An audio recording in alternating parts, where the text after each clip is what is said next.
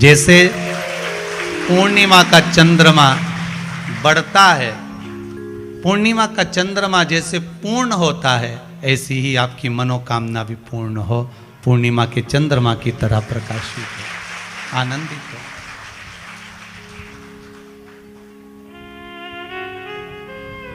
पूर्णिमा शिव महापुराण की कथा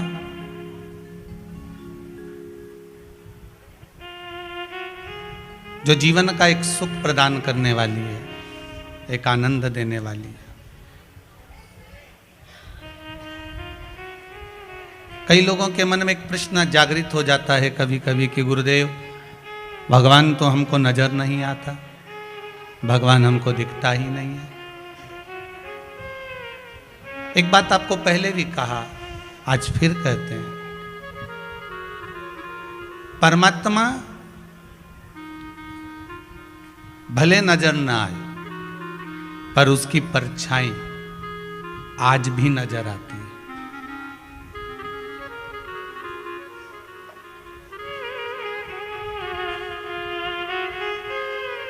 परमात्मा भले नजर ना आए पर मेरे शंभु, मेरे शंकर, मेरे नारायण, मेरे ब्रह्मा, 33 कोटि देवी देवता जो आपके हृदय में विराजमान है, उनकी परछाई आज भी नजर आती है।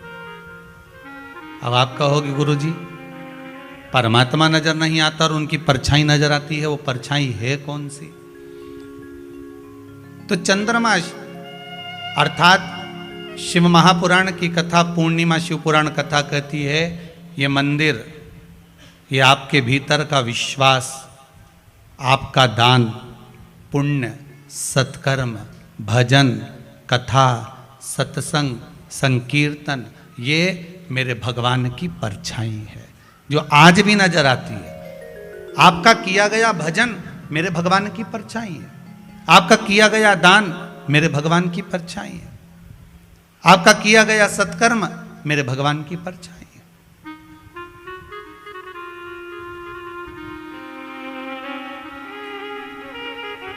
बस उस परछाई की थोड़ी सी भक्ति आप और हमको अगर मिल जाए तो जीवन तो यूं ही सार्थक हो जाए।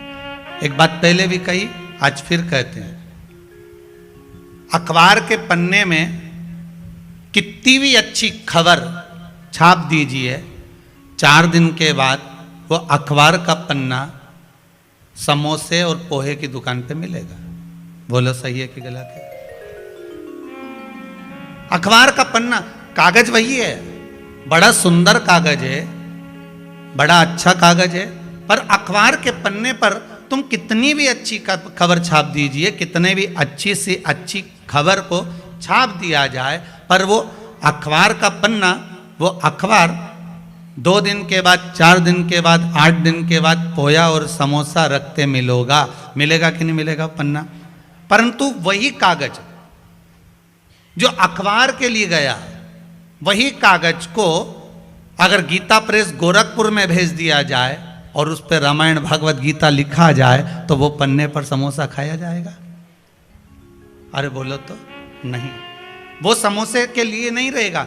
चाहे बस उस पर रामायण लिखा गई, उस पर भागवत लिखा गई, उस पर गीता लिखा गई, उस पर शिव महापुराण लिखा गई, उस पर गीता प्रेस गोरखपुर की उस मशीन में जैसे ही वो अखबार का पन्ना अर्थात जैसा कागज अखबार में काम आया वही की वही कागज वहां भेज दिया जाए, कागज वही है, एक ही है, बस उसको इस प्रेस पर भेजा, उस पर खबर भी अच्छी छापी, एक से बढ़कर एक छापी, पर बाद में पोहा और समोसा रखाया, और वही अखबार का पन्ना जब गीता प्रेस गोरखपुर में जाता है तो उसकी कीमत बढ़ जाती है। उसी तरह ये शरीर, उसी तरह ये आत्मा अगर ये गलत जगह पर जाती है तो इसकी कीमत 4 दिन बाद घट जाती है, और यही आत्मा और यही शरीर शिव महापुराण में जाता है तो कीमत बढ़ जाती है। यही आत्मा, यही शरीर, यही मन, यही चित्त, यही वृत्ति।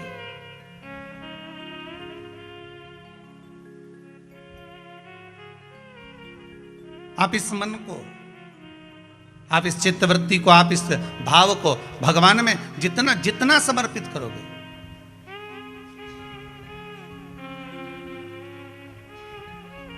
आप जितना परमात्मा की ओर लेकर जाओगे, उतना ये मन शुद्ध होता चले जाएगा। नया मकान बनाया किसी ने? जिनने बनाया हो जरा हाथ ऊंचा करो तो जरा। बनाया आप लोगों ने मकान? तो मकान बनाए होंगे तो वो जो मकान बनाने वाला मिस्त्री होता है ना, वो कह देता है अब तुम्हारी बिल्डिंग 3 मंजिल की हो गई, ऊपर एक मटकी टांग दो।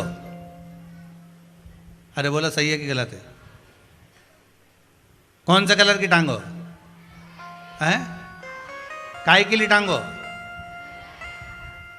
कि जो बिल्डिंग को देखेगा और बिल्डिंग देखने के बाद उसकी नजर उस मटकी पे चली गई, तो मटकी से जब उसकी नजर मिल गई तो जितनी नजर इसने बिल्डिंग में लगाई वो सारी नजर उसकी मटकी पे पड़ते ही उसी में वापस प्रवेश कर गई। मतलब नजर बिल्डिंग में आई। कहां टांगी मटकी? पीछे, राइट लेफ्ट? कहां टांगी? बिल्कुल आगे। कि जो बिल्डिंग को देखेगा, जो इस मकान को देखेगा, जो इस बिल्डिंग को देखेगा, जो नए मकान को देखेगा, और उसकी दृष्टि घूमते घूमते घूमते घूमते अगर मान लो वो घूमती हुई दृष्टि उस मटकी पर चली जाती है, तो हमारी बिल्डिंग पर नजर नहीं लगेगी। नहीं तो दुनिया की लोगों की नजर तो बड़ी विचित्र होती है।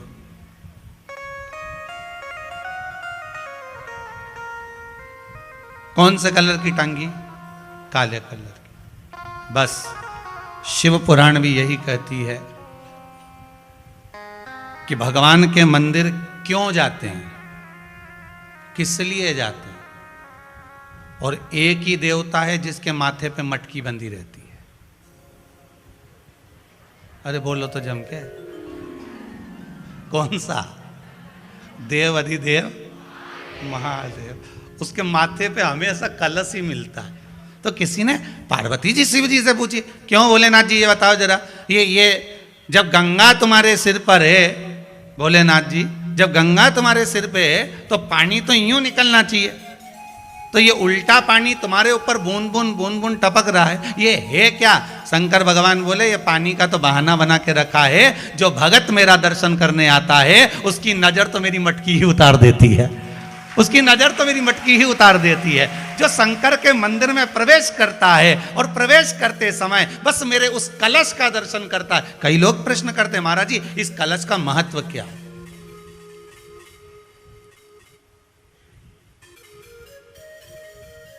3 टेकी पे टिका रहता है, ब्रह्मा विष्णु महेश, उसके ऊपर कलश, उसमें एक छेद, उसमें से एक एक बूंद पानी नीचे गिरे, अर्थात ब्रह्मा विष्णु महेश एक एक बूंद पानी गिर रहा है, मतलब ये तीनों एक है।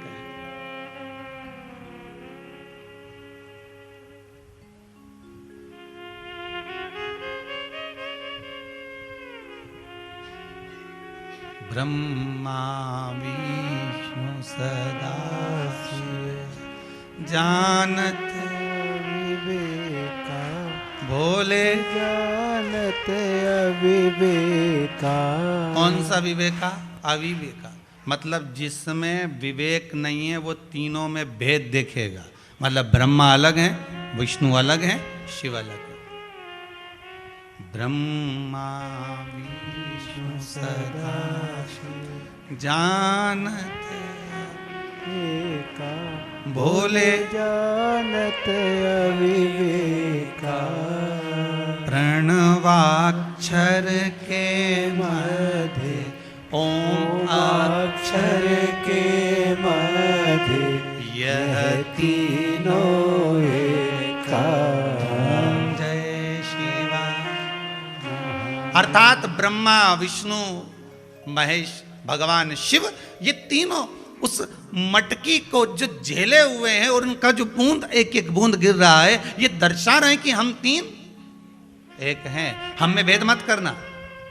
पर दुनिया के लोगों ने भेद कर दिया, हम नारायण वाले, हम राम जी वाले, हम कृष्ण जी वाले, हम तुम्हारे मंदिर में नहीं जाएंगे, हम तुम्हारे मंदिर का प्रसाद नहीं लेंगे, हम शिव मंदिर में नहीं जाते, हम शंकर का अनुमोदन नहीं करते। कई लोग कहते हैं। एक बार पार्वती जी ने भी शिव जी से कह दिया था, प्रभु आपको कहीं घर नहीं मिला जो तुमने शमशान में बनाया? शंकर भगवान बोले अगर शमशान में घर नहीं बनाता और दूसरी जगह बनाता तो सबके घर में दिवाली पे मिलने जाना पड़ता। अब जब शमशान में घर बना लिया है ना, तो अपने को कहीं नहीं जाना।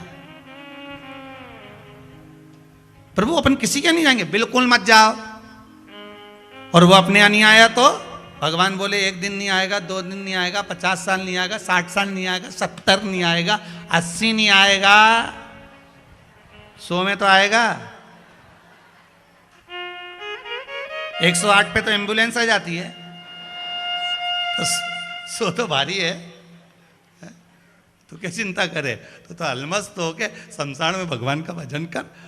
आकड़िया की रोटी बनाई, काकड़िया की साग, और परसे माता पार्वती जी पावे बोला ना। वो तो अलमस्त होकर पा, तू बिल्कुल चिंता मत कर। और प्रभु अगर कोई मिलने नहीं आया, मान लो उसका मन नहीं करा कि मैं तो आऊं नहीं यहाँ पर, भगवान बोले चिंता मत कर, बांध बांध के लाएंगे। नहीं आएगा तो कोई ऐसे ही बांध के ले आएंगे। तू तो चिंता ही मत कर, तू तो बस भजन कर। और शिव केवल पार्वती से ये बात नहीं करे, शंकर भगवान हर मानव से, प्रत्येक जीव से एक ही बात कहते हैं कि तू मेरा चिंतन कर, तू मेरा भजन कर, तू मेरा स्मरण कर। संसार की कोई नजर तुझे नहीं लग सकती, तू मेरा भजन तो कर। जब मेरे मंदिर में तू आता रहेगा, मेरा दर्शन करता रहेगा, एक ना एक दिन तेरी दृष्टि उस कलश पर तो पड़ेगी, उस मटकी पर तो पड़ेगी। बस उसका स्पर्श, उसका मात्र स्पर्श। कई लोग पूछते हैं, गुरुदेव जो शिव जी के ऊपर मटकी बंधी रहती है, क्या उसमें पानी डालना जरूरी होता है? और अगर पानी भरा हुआ हो तो हमें क्या करना चाहिए? तो शिव महापुराण की कथा में वर्णन मिलता है, लिंग पुराण की कथा में वर्णन मिलता है, नर्मदा पुराण की कथा में वर्णन मिलता है, स्कंद पुराण की कथा में वर्णन मिलता है कि मात्र अगर ऊपर लगी जलाधारी भरी हुई है, उसमें पानी भरा हुआ है, या उस जलाधारी में नीचे बाबा का श्रृंगार हो चुका है और आपको जल चढ़ाने की मना कर दी गई है, तो आप मात्र उसका स्पर्श ही कर लोगे तो ही जीवन का सुख प्राप्त हो जाएगा। मात्र स्पर्श कर लेने, केवल स्पर्श।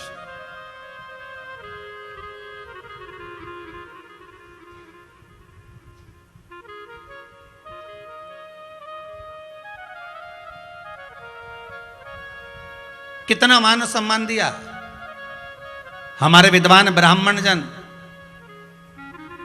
कर्मकांडी। जब ब्राह्मण जन जब यज्ञ कराने बैठते हैं और जिस सुरवे से घृत की आहुतियां देते हैं, उस सुरवे पर भी मौली बांधकर, पान बांधकर, उसका पूजन कराकर, उस सुरवे को भी सम्मानजनक तरीके से पकड़कर फिर आहुति दिलाते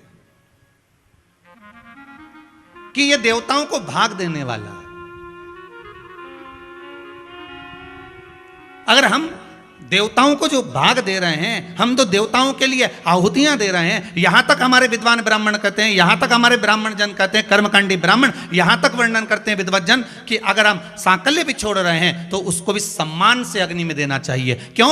क्योंकि जिस आदर से, जिस सम्मान से, जिस सत्कार से हम अग्नि देवता में सांकल्य छोड़ते हैं, उस आदर से अग्नि देवता प्रसन्न होकर हमको भी वही आदर, वही सम्मान, वही सत्कार प्रदान करते हैं और उसी भाव से हमको प्रदान करते रहते हैं। हम जिस भाव से देंगे,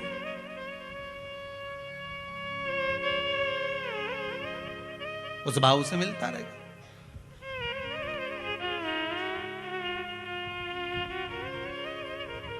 अगर हमने आदर दिया है, आदर मिलेगा। हमने सम्मान दिया है, सम्मान मिलेगा। एक बार श्री कामदेव जी महाराज घूम रहे थे और कामदेव जी महाराज को अहंकार आ गया कि इस संसार सागर में सबसे ज्यादा सुंदर मैं हूं। पहले भी कहा, आज फिर कह रहे हैं, ना काया का, ना माया का, ना धन का, ना वैभव का, ना सत्ता का, ना प्रतिष्ठा का, ना यश का, ना कीर्ति का। अहंकार कभी मत करना। अगर अभिमान करना है तो मीराबाई से पूछ लेना उसने किस चीज का अभिमान करा था। मीराबाई कह दे कि मुझे एक बड़ो रे अभिमान कि गुरु मेरो समर्थ है। मीराबाई से पूछा, मीरा तू अभिमान किस बात का करती है? मीराबाई कहती है, मेरा एक अभिमान बड़ा प्रबल है कि मेरा गुरु समर्थ है। तो मीरा, तेरा गुरु समर्थ? अरे तूने तो जो गुरु बनाया वो रविदास जी को बनाया, चमड़े के जूते बनाने वाले को बनाया, तूने गुरु बनाया, एक चर्मकार को बनाया। अगर मीरा तो किसी अच्छे गुरु को बनाती तो हम जान जाते। मीराबाई बोली, उसी में तो आनंद है कि मैंने चमड़े का जूता बनाने वाले रविदास जी को गुरु बनाया है। अरे मीरा, तू राणा के घर की बहू और तू गुरु भी बनाई तो किसको बनाई? मीराबाई कहती है जात न पूछो साधु की, पूछ लीजिए मोल करो तलवार का, पड़ी रहन दो। तूने गुरु बनाया तो रविदास जी को बनाया? हाँ, क्यों बनाया? मीराबाई बोली मेरी मर्जी।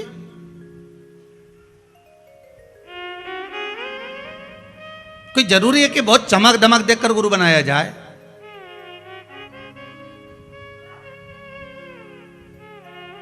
आपको पहले गुरु पूर्णिमा के समय पर गुरु श्री शिव महापुराण की कथा बाची थी, उसमें कहा था पानी पियो छान, गुरु करो जान।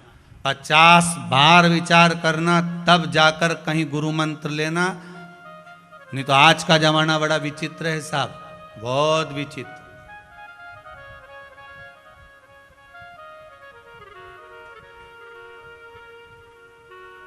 एक होड़ लगी हुई है लोगों के बीच में, गुरुजी बनाना है।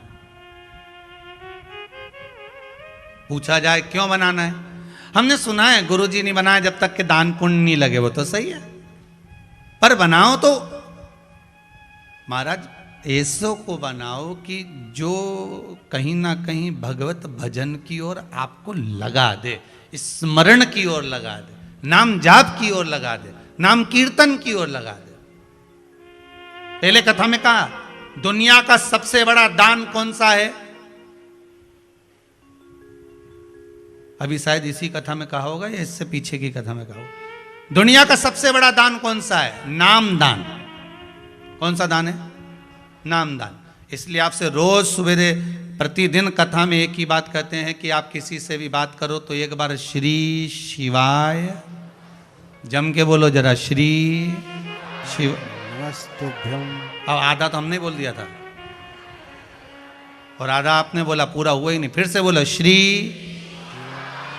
हे भगवान, पहले श्री तो बोलो साथ में, श्री शिवाय नमस्तुभ्यम। ये नाम दान है, ये नाम दान है। देते रहो दुनिया के लोगों को। आप भी गुरु से कम हो क्या? नाम दान है। सुबह से उठो तो भी व्हाट्सएप खोलो तो पहला शब्द निकलना चाहिए श्री शिवाय नमस्तुभ्यम। लिखा, सेंड कर दिया, जा। अब जो पढ़ेगा, एक बार भले कहीं का फोटो डालोगे तो नहीं खोलेगा, वीडियो डालोगे तो नहीं खोलेगा, पर वो तो लिखा हुआ इतना सा तो नहीं भी खोलेगा तो भी खोलेगा। बोलो सही है कि गलत है? तुम नहीं खोलो, परंतु वो खुला खुला है, मत खोलो तुम। अब वो जो तूने फोटो भेजा, पहले तो टिक मारना पड़ेगा की का फोटो है, बेरू सिंह है कि जगदम्बा है, उसको पहले खोल के देखो। अब यहाँ तो खोलने का ही काम नहीं, और वीडियो भेजी तो भी खोलने का काम, किसको खोल के देखें कि ये सही है, कौन है, क्या है। तो आप तुमने लिख के भेज दिया श्री शिवाय नमस्तु। अच्छा, एक वो स्टेटस होता ना व्हाट्सएप का बाजू वाला, पड़ोसी, हम पड़ोसी कहेंगे ना, तो उस पर भी तुम फोटो डालो तो वो खोल के देखना पड़ेगा, खुला नहीं खुला, ऐसा घूमता रहता है कि पृथ्वी के चक्कर लगाओ। और तुमने कुछ लिखकर भेज दिया तो वो चक्कर लगाएगा, तुरंत एकदम सामने आ गया, पहचान में आ गया, ये उसी ने भेजा होगा, श्री शिवाय नमस्तु। जप लिया। सबसे बड़ा दान है नाम का। इसीलिए तुलसीदास जी लिख रहे हैं, कल युग केवल नाम आधारा, सुमर सुमर उतर ही पारा। मन शिव की कथा कह रहे, औगड़दानी, त्रिकालदर्शी, कैलाशी, अविनाशी, मेरा शिव की कथा कह रहे। मकान के ऊपर जो मटकी लगी है, वो मटकी नए मकान की नजर को बचा लेती है। और भगवान भूत भावन भूतेश्वर के ऊपर, मेरे शंकर के ऊपर जो जलाधारी लगी है, अपनी 5 बेटियों का नाम उस जलाधारी पर है। जया, विषहरा, शामदी बारी, दौतली और देव। 5 बेटियां।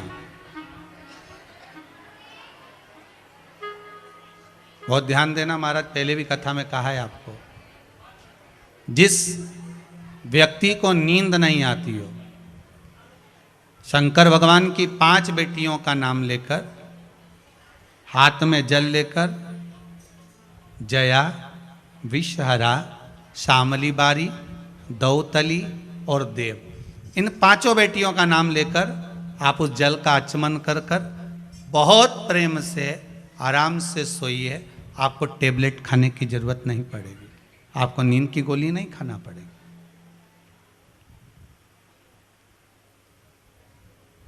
रोज 11-11, 12-12 बजे तक नींद नहीं आएगी, पर जिस दिन कथा, अब सोफे पे कुछ बैठे होंगे, कुछ कुर्सी पे बैठे होंगे, कुछ दरी पे ही।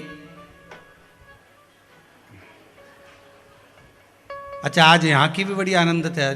बच्चे लोग बता रहे थे, पंडित लोग, तो ब्राह्मण बोल रहे थे, ललित जी भी बोले, प्रशांत जी भी बोले, कहे गुरुदेव आज तो हॉल में लोग गद्दा बिछाए क्या चक गुर्राटा भरने सोए। हमने पूछा क्यों रे, सही में क्या? हाँ गुरुदेव, ये दिन में कोटा पूरा कर रहे रात का।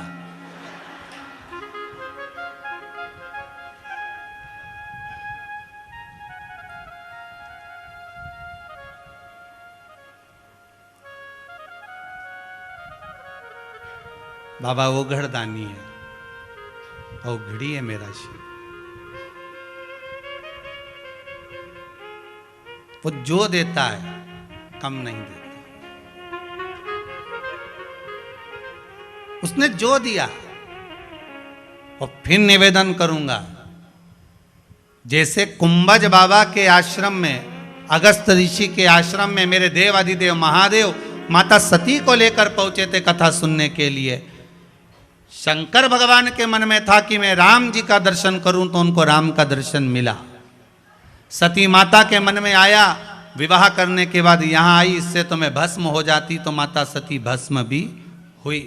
शिव महापुराण की कथा कहती है, रामचरितमानस कथा कहती है, जिस समय हम कथा को श्रवण करने के लिए बैठे, जब हमारी चित्तवृत्ति में कथा प्रवेश कर रही हो, शिव महापुराण की कथा को जब हम सुनने के लिए बैठे, भले हम टीवी चैनल पर सुन रहे हो, चाहे हम फेसबुक यूट्यूब पर कथा श्रवण कर रहे हो, अपने कक्ष में भले पलंग पर सोते सोते कथा सुन रहे हो, लेट कर सुन रहे हो, बैठ कर सुन रहे हो, भोजन करते सुन रहे हो, पानी पीते सुन रहे हो, चाय पीते सुन रहे हो, तुम्हारी मर्जी के अनुसार तुम भाग ग्रहण करते हुए जब कथा श्रवण कर रहे हो, पर एक बात याद रखना कि जो विचार कर कर कथा सुनोगे, मेरा देवाधिदेव महादेव 3 महीने में वो तुम्हारे सम्मुख में प्रकट कर देगा। भाव रखकर सुनो, निर्मल मन सो मोही। आप उत्तम भाव रखकर सुनोगे, भगवान वो भाव को पूर्ण कर देगा। आप निर्मल मन रखकर कथा सुनिए, आपका मन भगवान जिस भाव से, जिस कार्य से हम कथा सुने,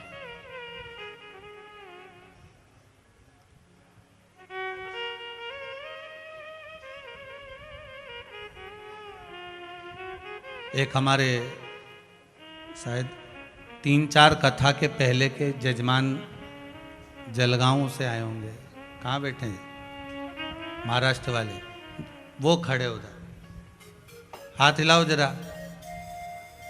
जरा कैमरे वाले भैया दिखाना जरा। ये केवल सूचना देने आए, और किस बात की सूचना देने आए कि कथा करवाने के बाद जब मैं वापस यहाँ से गया, तो भोलेनाथ जी ने ऐसी कृपा कर दी, ऐसी कृपा कर दी, जो काम बरसों से अटका था, जिसकी उम्मीद ही नहीं थी सालों से, वो काम यहाँ से जाते ही बाबा ने कृपा कर दी। वो खड़े हैं पीछे, हाथ हिला दो जरा एक बार, यही बाबा की कृपा।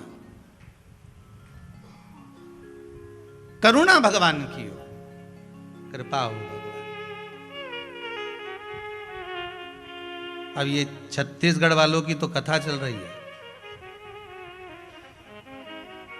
दीक्षित परिवार की कथा चल रही है, और मालूम पड़े वो छत्तीसगढ़ वाले के यहाँ से फिर सूचना आ गई कि तारीख अगली की भी तैयारी करो साहब। पर बाबा जब कृपा करे तब की बात है, अभी तो बाबा बस आप लोग श्रवण कर रहे हैं, और हम तो भगवान से यही प्रार्थना करते हैं, चंद्रमा की रात्रि में जो मेरे शंकर के मस्तक पर चंद्र होता है, इसलिए कथा को 2 दिन की रात्रि को ली है कि चंद्रमा को जैसे आपने मस्तक पर धारण करा है, मेरे शंकर जो इस रात्रि की कथा को सुन रहे हैं उनको भी उन्नति की सीढ़ी पर आगे बढ़ा देना। ये भी आने वाले समय में शिव महापुराण की कथा श्रवण करवाएं, जनमानस का कल्याण करवाएं, ऐसी कृपा कर देना भोलेनाथ, ऐसी करुणा कर देना। आज रात्रि की कथा है, रोज दिन में कथा होती थी तो भले पति दुकान चले जाए, ऑफिस चले जाए, आपके पास में भी काम रहता था, पर आज भोलेनाथ जी ने कृपा करी, पूरे परिवार के साथ बैठकर भले टीवी पर सुनो, मोबाइल में सुनो, पर कथा, मुझे उम्मीद है हम भले यहाँ बैठकर कथा वाच रहे हैं और आप सब कुबेरेश्वर धाम में बैठे हैं, पर इतना विश्वास है मुझे मेरे भोलेनाथ पर कि जितनी कॉलोनियाँ, जितने नगर, जितने गांव, जितने क्षेत्र हैं, एक एक के मोहल्ले में जाकर घूम कर आना, टीवी की आवाज में आपको शिव महापुराण की कथा ही सुनने को मिल रही है। इतना विश्वास मुझे मेरे भोलेनाथ पर, और जितना विश्वास मुझे भोलेनाथ जी पर है उतना ही विश्वास जितने आस्था चैनल पर कथा सुन रहे हो, मोबाइल पर सुन रहे हो, भले फेसबुक यूट्यूब पर श्रवण कर रहे हो, उतना विश्वास आपका भी आपके देवाधिदेव महादेव पर है कि मेरा शंभु सुनेगा, जरूर देगा। जब वो चोर को कुबेर बना सकता है तो मुझे क्यों ना देगा, क्यों ना देगा। करुणा सागर शिव। एक मटकी बिल्डिंग की नजर को बचा लेती है। शिव जी के मस्तक पर, शिवलिंग के ऊपर लगी हुई वो मटकी, लगा हुआ वो जलपात्र, जलाधारी भगवान की, वो हमारे को कई दोषों से, कई रोगों से मुक्त करा देती, कई दोषों से।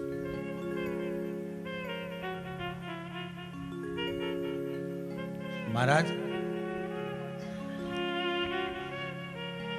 यहां तक शास्त्र कहता है,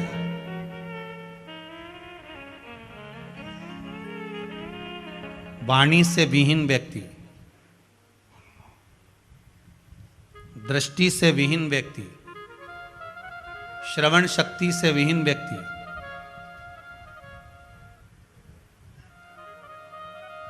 सुबह ब्रह्म मुहूर्त में जब मंदिर खुलता हो, आपके यहाँ का मंदिर जितनी बजे खुलता हो, 4 बजे, 5 बजे, 6 बजे, 7 बजे, 8 बजे, जितनी बजे ब्राह्मण देवता उस मंदिर का पट खोलें, उस समय पर जिसके नेत्र, श्रवण शक्ति या वाणी कमजोर हो, यहाँ तक शास्त्र कहता है, शिव महापुराण यहाँ तक वर्णन करती है कि जिसकी वाणी, दृष्टि, श्रवण शक्ति कमजोर हो, महाराज प्रदोष की प्रदोष, मंदिर खुले, सबसे पहला जल का पात्र आपका शंकर जी की उस जलाधारी में चढ़ जाए, महाराज 4-5 प्रदोष कर कर देखिए, बाबा कुछ ना कुछ देना प्रारंभ ही कर देता है।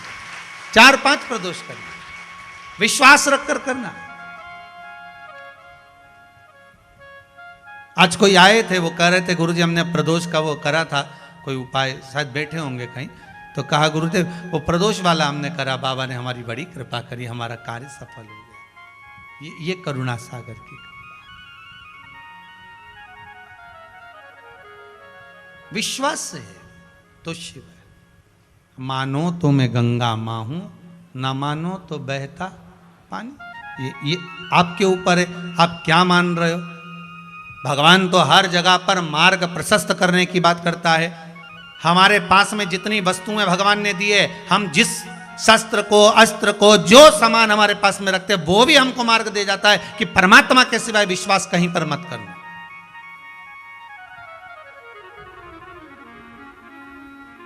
बैंक में जाते हो, दरवाजे पर द्वारपाल मिलता है, उसके कंधे पर बंदूक टंगी रहती है। बोलो तो जम के जरा, सही है गलत है? उसकी नाल तुम्हारी ओर होती है कि ऊपर होती है? कंधे पे टंगी रहती है। तो जम के तो बोलो, ऊपर। और तुम्हारी ओर कर दे तो मान लो, और तुम जान निकलो वहीं तुम्हारे ऊपर।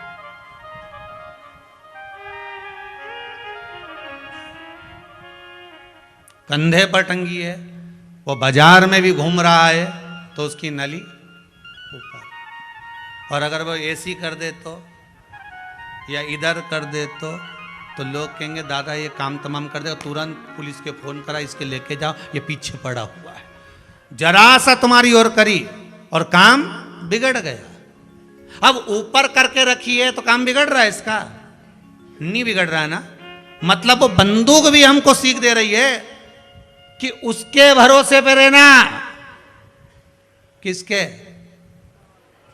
मैं यूं हूं, बंदूक कहती है मैं जरा सी डाउन होती हूं तो लोग चिल्लाने लगते हैं। राइट में मुड़ी तो खतरा, लेफ्ट में मुड़ी तो खतरा, सामने मुड़ी तो खतरा, पीछे मुड़ी तो खतरा। खतरा मुझे बस एक जगह से नहीं है कि मैं ऊपर रहूं तो खतरा नहीं रहे। भगवान भी कहते संसार में हर जगह खतरा है, पर परमात्मा के चरण में कभी खतरा नहीं है, कभी खतरा नहीं हो सकता।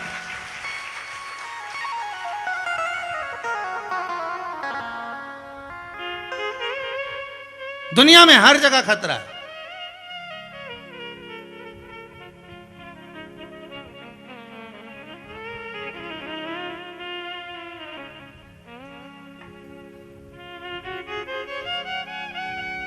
अब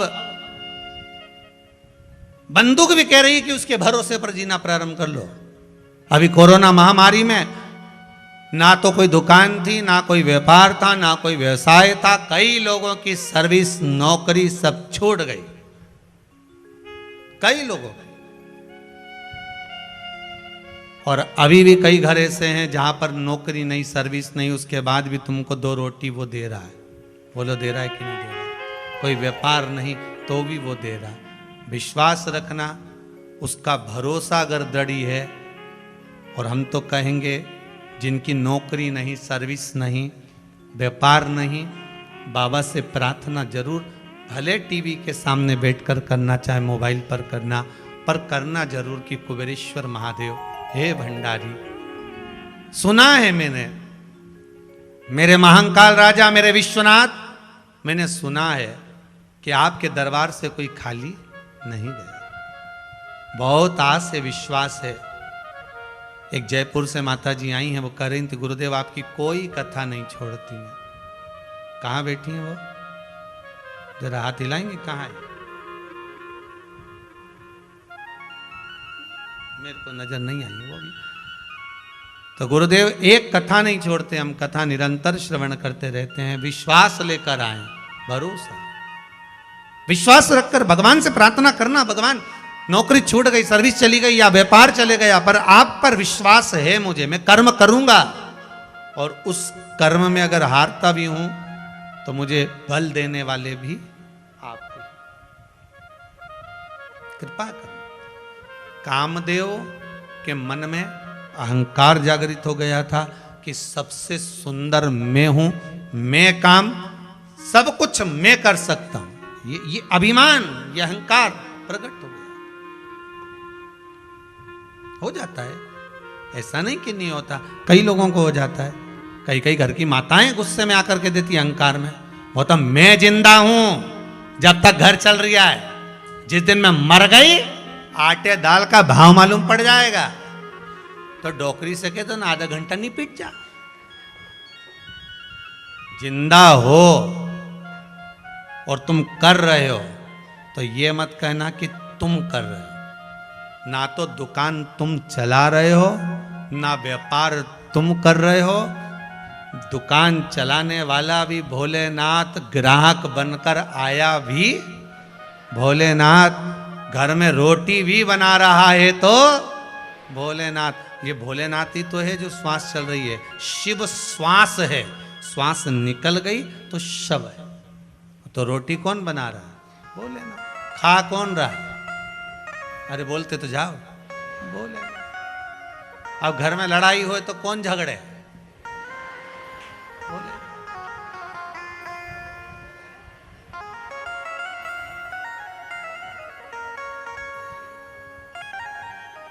झगड़ा भी कौन कर रहा है? और जम के तो बोलो, बोले ना। किस लिए झगड़ता है? घर में झगड़ा होता क्यों है?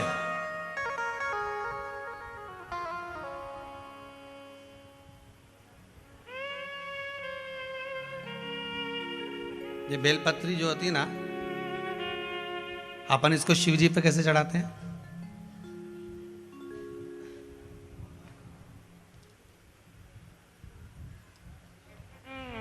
जैसे ये शिवलिंग है, ठीक है, और ये बेलपत्री को अपन ने शंकर जी पे चढ़ाया। इसी तरह चढ़ाते हो ना आप लोग, शिव जी पे चढ़ाया। पहले इससे प्रथम वाली कथा में कहा था, जब विशेष कोई कार्य होता है तो बीच वाली बेलपत्र पर शहद लगाकर बाबा पर उसको लगाकर जाया जाता है।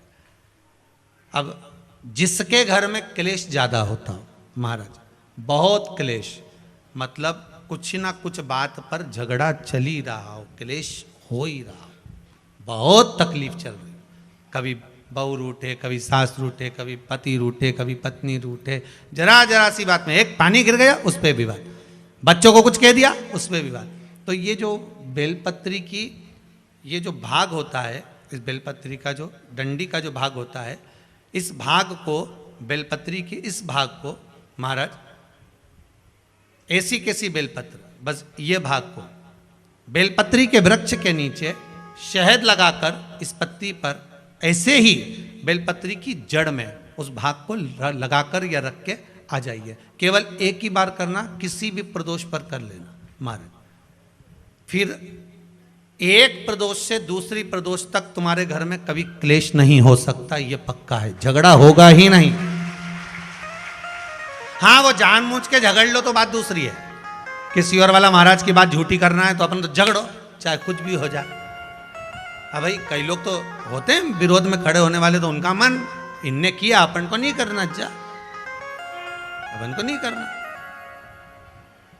तो अब कहीं का कह दे कि भाई अपन को तो अब घर में झगड़ा ही नहीं हो रहा, तो वो झगड़ा कराने के लिए मन में सोचे कि नहीं अपन तो झगड़ेंगे चाहे कुछ भी हो जाए। होता है कई बार ऐसा ऐसा मन में भाव जागृत हो जाता है कि भाई देखना पड़ेगा अपन को, प्रैक्टिकल तो करो। पर हम भी कहते हैं प्रैक्टिकल करो और जरूर करो। एक महाराज जी प्रवचन दे रहे थे, प्रवचन में कह रहे थे शराब नहीं पीना चाहिए, मदिरा नहीं पीना चाहिए, ये गंदा नाली का पानी है, क्यों पीते हो, गटर में पड़े मिलोगे, बर्बाद हो जाओगे।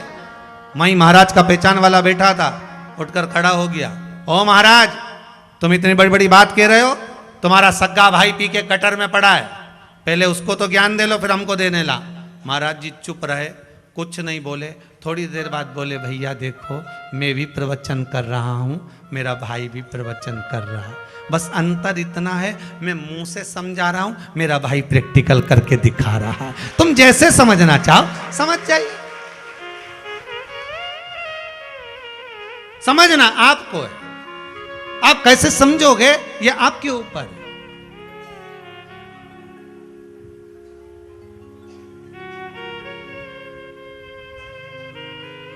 भाई जो ना समझे उसके लिए एक विदेश से एक अंग्रेज आया और उसने दीवार पर जितने कंडे बने थे गाय के उसका फोटो खींचा। तो उसको गांव के 10-12 लोग देख रहे थे और वो बढ़िया हेटमेट लगा के फोटो खींच रहा था, चश्मा लगा के।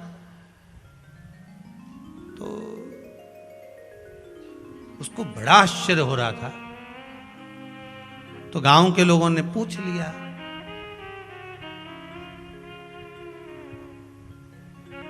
तो वो हेट उतार के खुजा के बोला कि ये गाय दीवार पे चढ़ी कैसे हो। उसके अब जो समझ गया तो समझ गया, ना समझे तो ना समझे।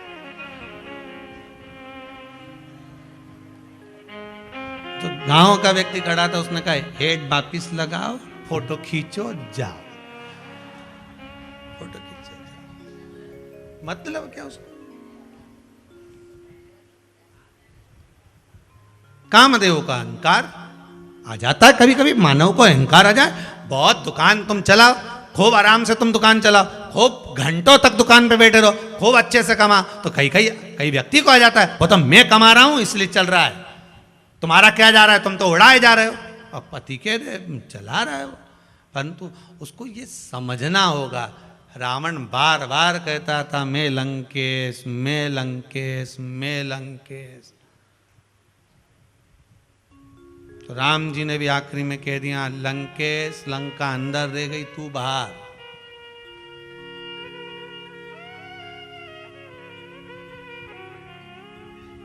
और अंतिम समय में कुछ नहीं बचा, कुछ भी नहीं, सब समाप्त। कामदेव का अहंकार।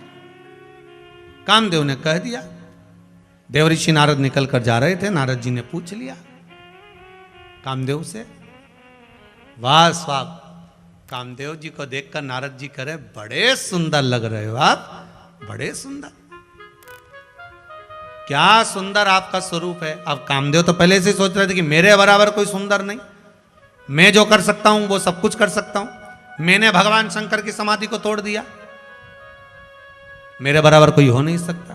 अब इनके पास में जाकर देवऋषि नारद ने कह दिया वाह वाह साहब क्या सुंदरता आपकी, क्या सुंदरता।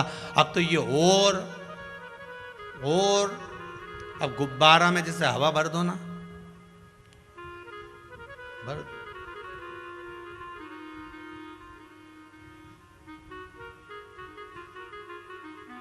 और ज्यादा जब हवा भरा जाए तो फूट जाए। बस कामदेव के भी खूब हवा भर दी। और ऐसे केवल नारद जी जैसे एक नहीं है, नारद जी अकेले, ऐसे तुम्हारे को भी घना मिलेगा। अभी रविवार के दिन भी ढेर मिलेगा। रविवार को ही है ना? अरे समझ गए क्या? गजब। घर जाके नजर उतरवा लेना एक बार, तुम्हारी याददाश्त तो बड़ी पक्की है, ये बात तो पक्की है। रविवार को ये ना चलनी में मुंडा देखोगे,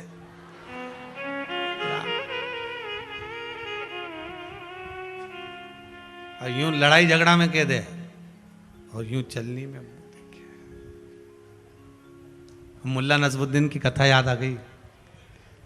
एक बार मुल्ला नसरुद्दीन घूमने के लिए निकला, उसको प्यास लगी, उसने कहा पानी कहाँ है, तो गया कुआं में देखने के लिए। कुआं में जो देखने के लिए गया तो पानी था, और पानी देखा तो प्यास तो लग रही है, पर नहीं, पानी बाद में पीऊंगा।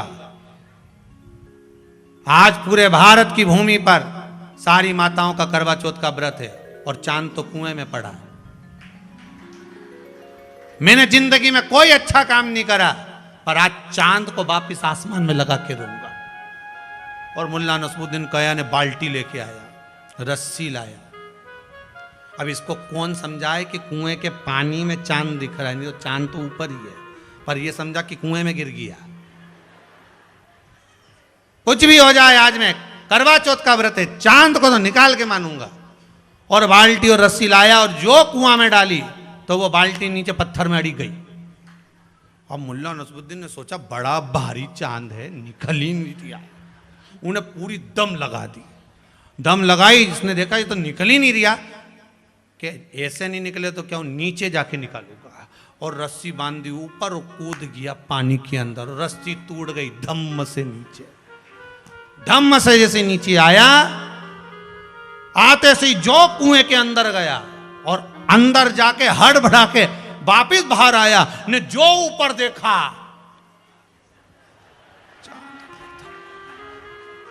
मुल्ला नसरुद्दीन चिल्ला के बोला भले कुछ भी हुआ, अपन कुएं में गिर गए, पर चांद तो ऊपर लगा के ही दिया।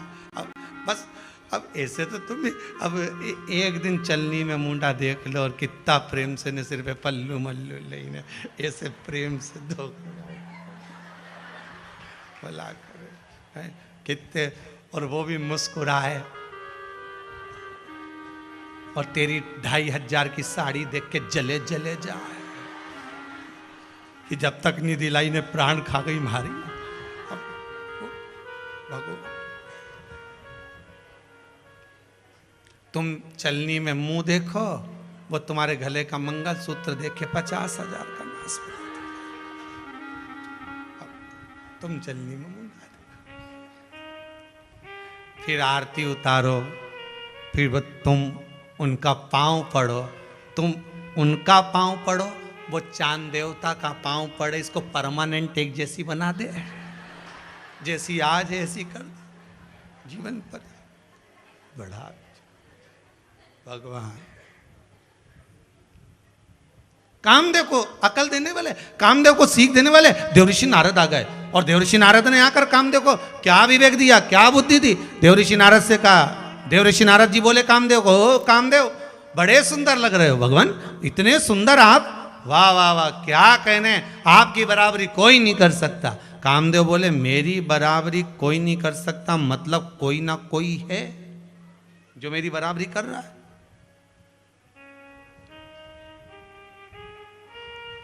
देवऋषि नारद को तो कहना था, देवऋषि नारद को तो कहना था, और उन्होंने कह दिया कामदेव एक बात कहें, बोलो। आपसे भी सुंदर ब्रजमंडल में एक है जिसकी उम्र मात्र 4 वर्ष की है, 4 वर्ष का, हाँ, और मुझसे ज्यादा सुंदर, हाँ, अच्छा जाकर देखूं, देख लो। कामदेव गए, ब्रजमंडल में जाकर जो देखा भगवान कृष्ण का स्वरूप, जो देखा आसक्त हो गए, ये तो मुझसे ज्यादा सुंदर, मुझसे ज्यादा सुंदर, अतिशय। हमारे यहाँ कई कथाकार कहते हैं ना कि भगवान कितने सुंदर हैं, कि ओ नंद लला जो तुम होते नंद लली। अच्छा हुआ नंदराय जी आपके घर में इतना सुंदर बेटा हुआ, अगर इतनी सुंदर बेटी हो जाती तो। ओ नंद लला जो तुम होत नंद लली, तो गले कट जात करोड़न के। अच्छा हुआ इतना सुंदर छोरा हुआ, इतनी सुंदर छोरी हो जाती तो आधे तो बावड़ी में डूब के मर जाते जाके चक्कर में। कितने सुंदर मेरे कृष्ण, कितने सुंदर। जो गोरे होते तो क्या करते मनमोहन, तेरे काले रंग पर तो दुनिया लुट जाती है। नंदलाल तेरी बंसी पागल कर जाती है। मुस्कान तेरी मीठी घायल कर जाती है। तुम तो काले काना तेरी राधा गोरी है। तुम तो काले काना तेरी राधा गौरी है। इस अनुपम जोड़ी पे दुनिया लुट जा। जय हो। बड़े सुंदर हुआ। कामदेव देखकर थकित रह गया। अब जब किसी से होड़ नहीं कर पाते, जब कोई व्यक्ति किसी की होड़ नहीं कर पाता, उससे आगे नहीं निकल पाता, तो क्या करता है फिर वो? जम के बोलो। उसकी निंदा, उसकी बुराई, उसके लिए अपशब्द, उसके लिए ताने, उसके लिए गालियां और उसके कहे गए या उसके चित्रण में से कुछ गलतियां निकालना। जब होड़ नहीं कर पाता, जब आगे नहीं बढ़ पाता,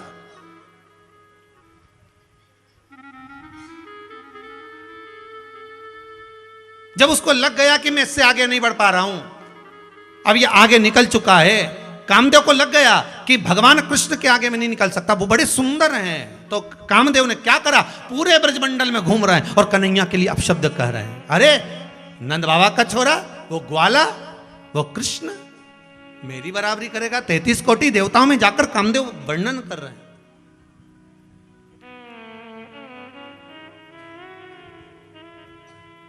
जो बराबरी नहीं कर पाते, हम उससे आगे नहीं निकल पाते। जब लगने लगता है कि सारा संसार उसी का हो गया, सारी दुनिया बस उसी की सुन रही है, उसी का स्मरण कर रही है, उसी को भज रही है, तो फिर मन में ईर्ष्या जागने लगती है। ईर्ष्या, क्या हम इससे बराबरी तो कर ही नहीं पा रहे और दुनिया इसका स्मरण कर रही है।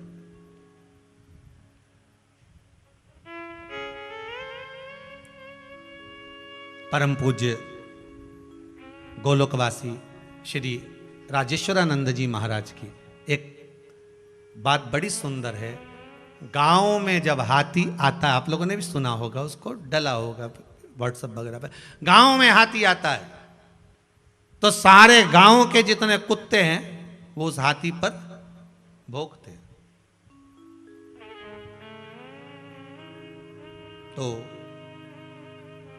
हाथी पर क्यों भौंकते हैं? इनकी हाथी और कुत्ता की क्या लड़ाई थी कि पुरानी दुश्मनी है? नहीं, कुत्तों को दिक्कत इतनी सी थी कि पूरे गांव के लोग हाथी के हाथ जोड़ रहे थे। तो कुत्तों को यह बुरा लग रहा था कि ये इसके ही क्यों हाथ जोड़ रहा है, आज तक हमारा तो कोई ने नहीं जोड़ा, हम भी तो इन्हीं के मोहल्ले में रहते हैं, हम भी तो इनका गांव का कुत्ता है, नहीं हमके तो नहीं जोड़ा, पर इसके क्यों जोड़ रहे हैं? कुत्ता उनके टेंशन पड़ गई। श्री राजेश्वरानंद महाराज जी अपनी बात में कही, रामचरितमानस के बड़े बड़े आनंदमय वक्ता है, उन्होंने अपनी बात में ये बात रखी है।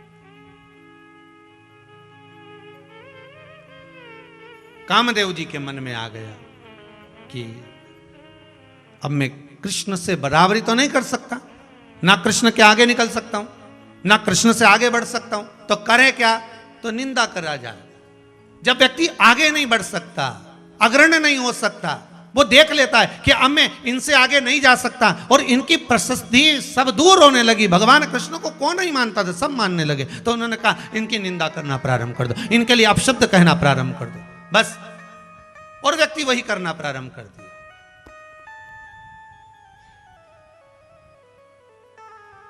आपकी भी अगर कोई निंदा कर रहा हो, आपके लिए भी अगर कोई अपशब्द कह रहा हो, तो बड़े खुश हो जाना, दिवाली पे उसको साड़ी दिलाना। अगर आपकी कोई निंदा करे तो आप उसको दीपावली पे ले जाओ, ने कपड़ा की दुकान पे ले जाके ना बढ़िया प्रेम से साड़ी वाड़ी दिला, उससे पूछो, तो वो पूछे आज मेरे को किस भाव से साड़ी दिला रही? कहीं नहीं, तूने पूरे मोहल्ला में हमारी खूब निंदा करी रही, तेरे बराबर मेरा कोई हितैषी नहीं हो सकता। कितना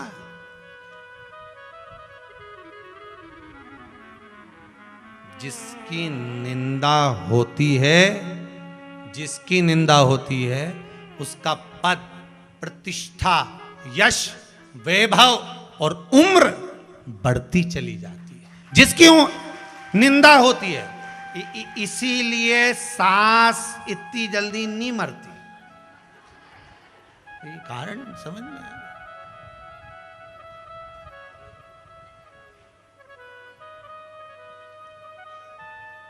80 साल की भी हो जाएंगी ना सास, तो भी चौका में 25 आदमी का खाना अकेले बना ले, भले बहू माई के चली जाए। बोलो सही है कि गलत है? एक मुंह से आवाज नहीं आएगी। 25 जो मेहमान आया, 10, 15, 20, श्राद्ध पक्ष में जो आया, सब बैठो साहब, खीर तैयार, पूड़ी तैयार, भजिया तैयार, और कुछ खत्म भी हो जाए तो मालूम नहीं पड़े। और अगर बहू खाना बनाए तो कुछ खत्म हो जाए तो के बता रहे भजिया ही नहीं है, तो सास के बेसन का और घोल ले। 1 घंटा में मिर्ची कौन काटेगा, और गिलकी कौन काटे ना आलू कौन काटे? तो सास तुरंत आए, तू हट बेटा मैं बनाऊं, और बना। तो 25 जनी का भोजन एक 75 साल की बूढ़ी अम्मा तुरंत बना के तैयार कर दे और जिमा दे, और घर की बहुएं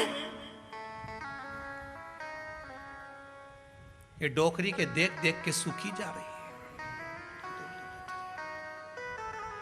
कारण क्या है?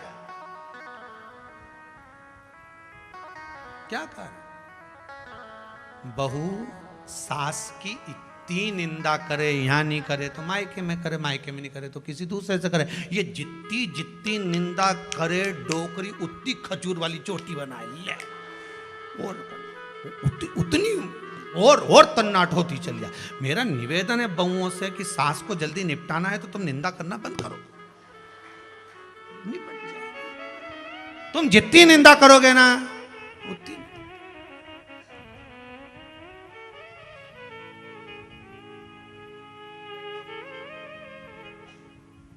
अब कहीं की वो पलंग पे पड़ी है, गंदगी कर रही है, कहीं कहीं की रे बेचारी पड़ी पलंग पर, अब उसकी गंदगी कर रही है, वो गंदा कर रही है, तो वो 10 जनी को फोन लगा के बोले हम तो बड़े परेशान हो गए, ऐसा हो गया वैसा हो गया, हमने तो इतनी सेवा कर रहे हैं, गंदगी कर रही। पर तुम निंदा करोगे करोगे करोगे करोगे तो वो तेल दी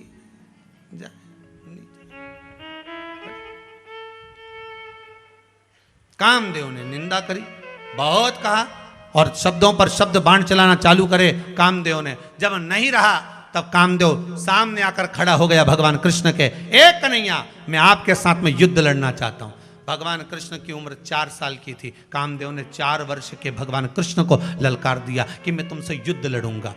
ये शरद पूर्णिमा के पावन अवसर की कथा चल रही है महाराज, और पूर्णिमा शिव महापुराण चल रही है, उसमें कृष्ण का जो संवाद है, कामदेव कह रहे मैं युद्ध लड़ूंगा, भगवान कृष्ण कहते कामदेव मैं भी तुमसे युद्ध लड़ने को तैयार हूं, बताओ कौन सा युद्ध लड़ोगे, किले के अंदर का कि किले के बाहर का। कामदेव चक्कर में पड़ गए कि ये 2 तरह का युद्ध होता है क्या। हाँ, कौन सा युद्ध लड़ोगे, किले अंदर का कि किले बाहर का। महाराज किले अंदर और किले बाहर का कैसा युद्ध है। भगवान कृष्ण कहने लगे किले अंदर का युद्ध ये युद्ध है कि मैं गोपियों के साथ में रास करूंगा, पर गोपियों का एक वस्त्र अंग मेरे शरीर से नहीं छू सकता। और किले बाहर का युद्ध वो है धनुष और बाण लेकर अपन दोनों युद्ध करेंगे, कौन जीतता है देख लेंगे। कामदेव ने मन में सोचा कि बाहर का युद्ध तो बहुत लड़ा, जब ये 50 गोपियों के साथ में अकेला जब नृत्य करेगा तो शरीर तो कहीं ना कहीं टच होगा तो ये हार जाएगा। कामदेव कहने लगे हम किले अंदर का युद्ध लड़ेंगे। ठीक है, भगवान ने कहा जाना शरद पूर्णिमा पे। कामदेव ने कहा शरद पूर्णिमा पर, हाँ एक ही दिन है बड़ा भारी, शरद पूर्णिमा का दिन, जब मैं बंसी का नाद करूंगा गोपियां सुध भूल कर आएंगी, तब तुम भी आ जाओ। कामदेव आ गए सज धज के, भगवान कृष्ण ने जो बंसी बजाई गोपियों का ढेर लग गया, अंबारियां, युवान क्या युवती क्या बूढ़ी क्या बुजुर्ग क्या सब आ गई, सब।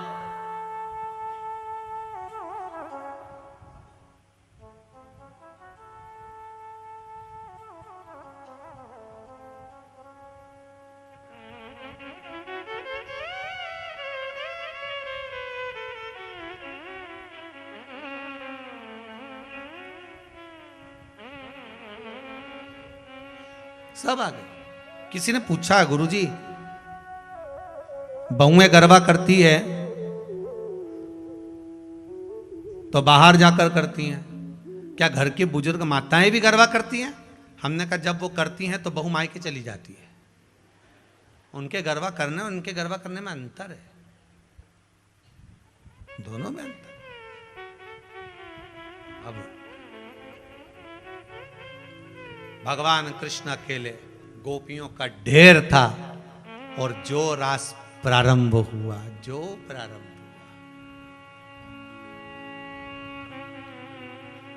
और ध्यान दीजिएगा महाराज, ब्रह्मपुरी में ब्रह्मा नाचे, शिव नाचे कैलाश पर, आज तो कन्हैया नाचे राधा जी के साथ। भगवान शंकर ने देख लिया कि आज मेरा साड़ू भाई गया है नीचे, कामदेव, तो भगवान शंकर को बड़ी प्रसन्नता हो रही है। क्यों? क्योंकि कामदेव ने मेरी समाधि को तोड़ा था, उस दिन से अहंकार आ गया था।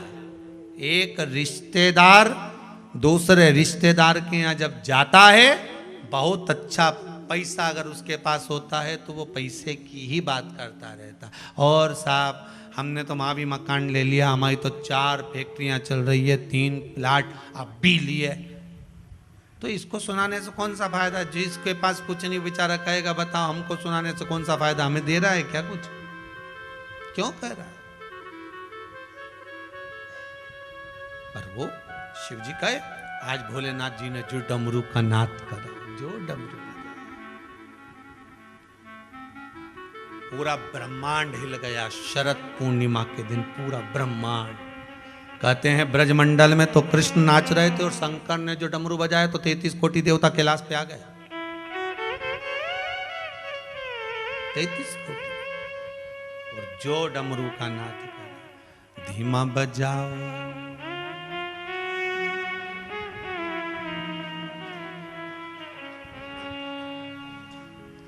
जितने टीवी पर कथा सुन रहे हो, आपके भी नृत्य का फोटो, बड़े भाव का फोटो आप व्हाट्सएप पर भेज देना, कल की कथा में सबके दिखाएंगे। धीमा बजाओ भोलानाथ। अच्छा अभी चालू है क्या? आस्था चैनल वाले बोल रहे हैं कि आपके फोटो जो आप भेजते जा रहे हैं वो फोटो लगातार दिखाए जा रहे हैं, तो आपके नृत्य के फोटो भी आप भेजते रहिए और यहाँ आपके फोटो कथा टीवी चैनल के माध्यम से चल रहे हैं। भगवान ओ गणदानी त्रिकालदर्शी कैलाशी ने जो डमरू का नाद करे, ऐसा डमरू मेरे शिव जी ने बजाया। 33 कोटि देवता सब आनंद के साथ कैलाश पर आकर विराजमान हो गए महाराज, सब कैलाश। हर हर महादेव, सारे कैलाश पर आकर विराजमान हो गए। इधर कामदेव क्या देख रहा है कि भगवान कृष्ण अकेले नाच रहे हैं, नृत्य कर रहे हैं और आसपास सारी गोपियां, सारी गोपियां आसपास। अब क्या देखा उन्होंने कि गोपियां सब आसपास में, अब कन्हैया अकेले, इतनी सारी गोपियां। तो भगवान को लगा, कामदेव ने सोचा कि कैसे बचोगे कृष्ण। अब भगवान ने क्या करा, रास करते करते करते करते भगवान 2-2 गोपी के बीच में एक एक कृष्ण प्रकट हो गए। कितने कृष्ण हैं? हर गोपी के 2 गोपी के बीच में एक कृष्ण। जब और घूमना चालू करा, और घूमे, तो एक गोपी के साथ एक कृष्ण हो गए।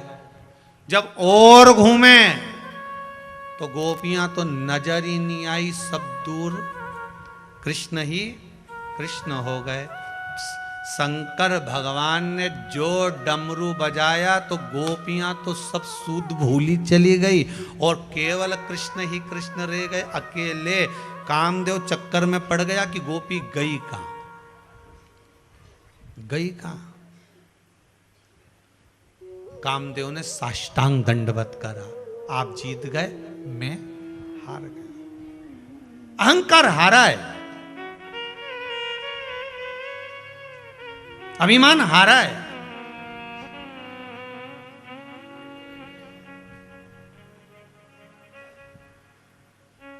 और अभिमान हारता जरूर है, एक असत्य, झूठ और एक अहंकार। आप किसी के साथ छल कर रहे हो, कोई बात आप छुपा कर रख रहे हो,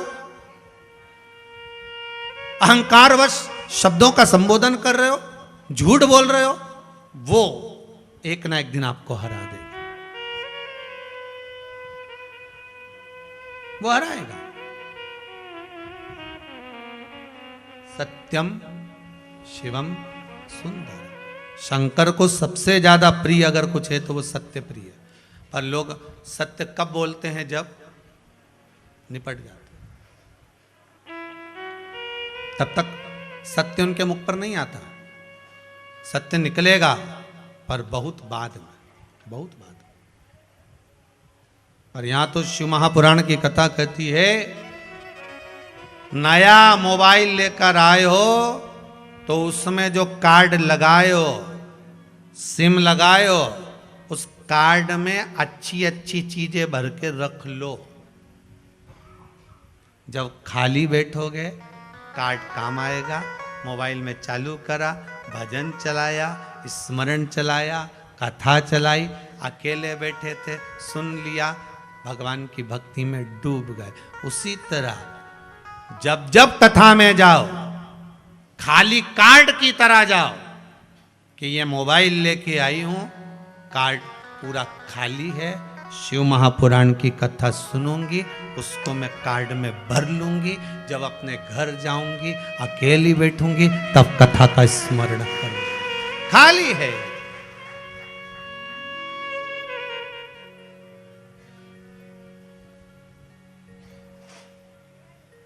चित्तवृत्ति में वो रह जाए।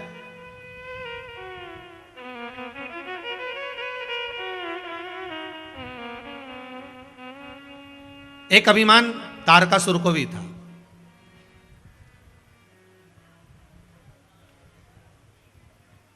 और तारकासुर को जो अभिमान था वो इस बात का अभिमान था कि मैं शिव का उपासक हूं, शंकर का उपासक हूं, और मैंने जो वर मांगा है वो भगवान शंकर के पुत्र द्वारा मरने का मांगा। अभी कथा के शुरू में कहा था एक अहंकार माता, एक अहंकार मीरा को भी था, वो गुरु का अहंकार। आप करो, भगवान का अहंकार करना है तो खूब करो। मैं शंकर का भगत हूं, मैं शिव का स्मरण करता हूं, मैं शंकर का अनुमोदन करता हूं।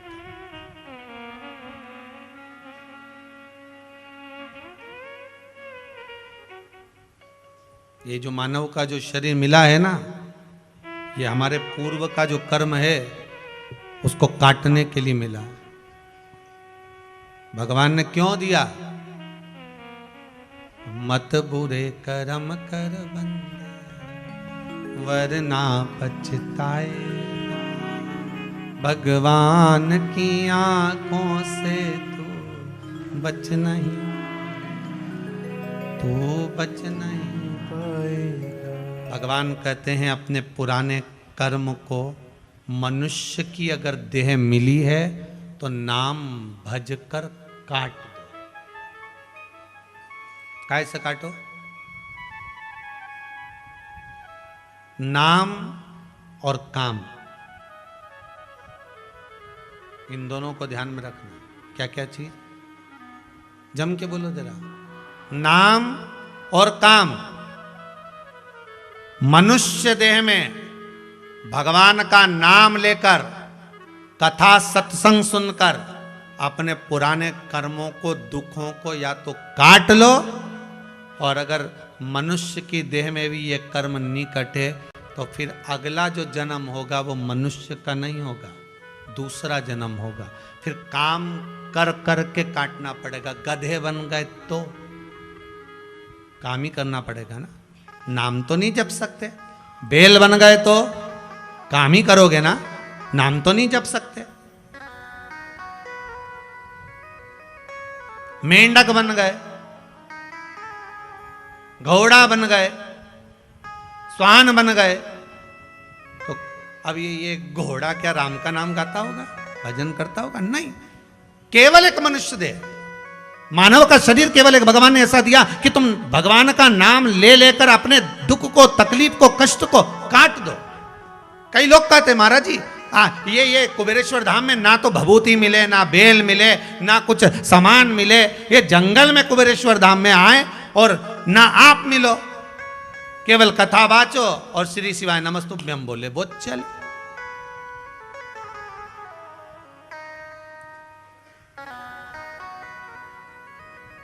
फिर सारी दुनिया के लोगों का काम कुबेरेश्वर धाम में क्यों हो रहा है? कारण क्या है?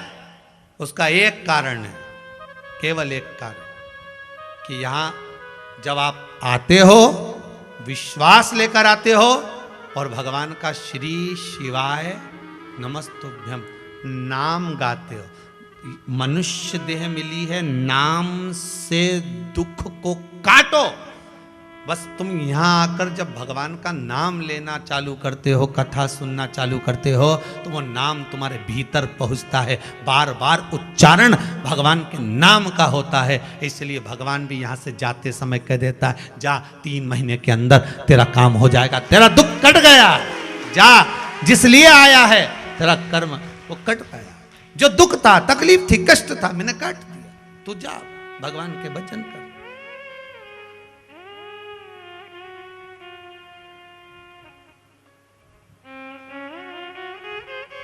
शंभु शरणे पड़ी मांगू घड़ी रे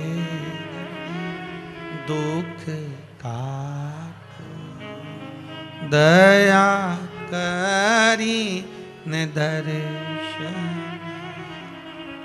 ओ शंभु शरणे पड़ी मांगू घड़ी रे घड़ी दुख काटो, दया करी ने दर्शन बाटो।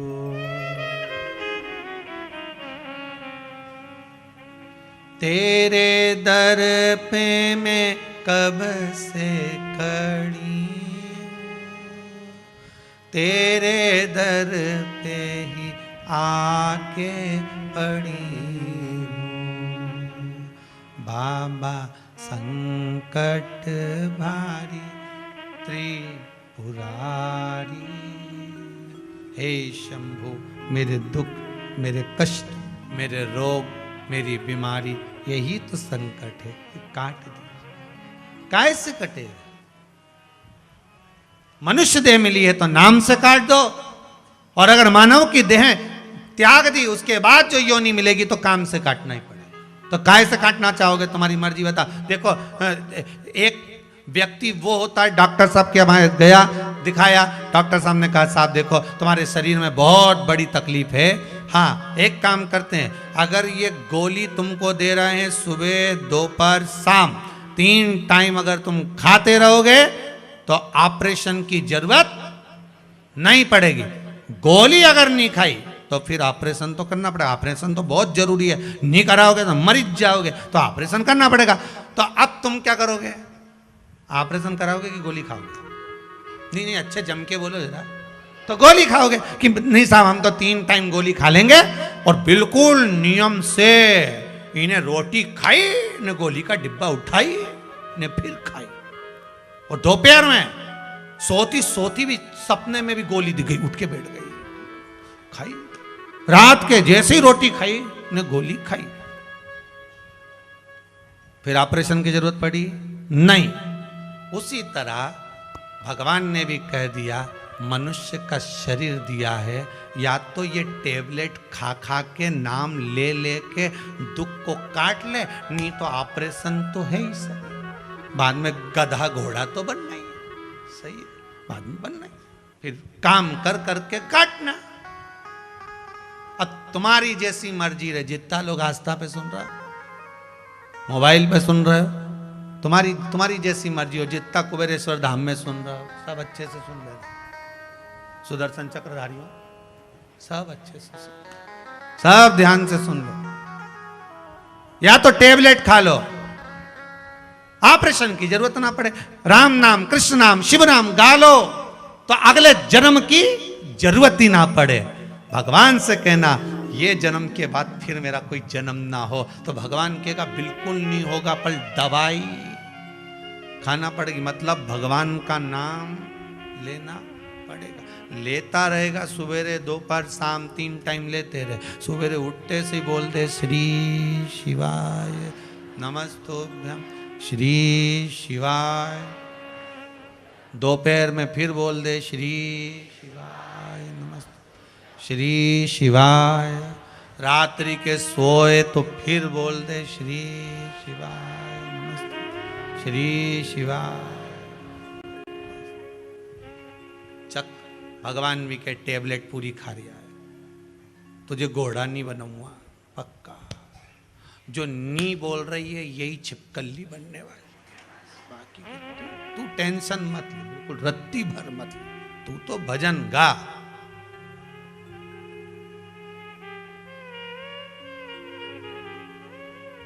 मस नाम से काट दो या फिर कर्म से काट। तारकासुर को अहंकार था भगवान की भक्ति का, और हो मुझे एक बड़ो रे अभिमान के गुरु मेरो समरथ है, समरथ है गुरु अमृत है। मेरो क्या तो करेगो यमराज जब गुरु मेरो समरथ है। फिर यहां पर अड़ जाना। मैंने शिव महापुराण की कथा सुनी है, मैंने भगवान का भजन करा है, नाम लिया है 3 बार सुबह दोपहर शाम। मेरो क्या तो करेगो यमराज जब गुरु मेरो अब आ जाए यमराज भला। फिर वही वाली बात आ गई, कर लेंगे 2-2 बात हम उस काल के आगे, और काल क्या करेगा महाकाल के आगे। अब आ जा सामने। कहा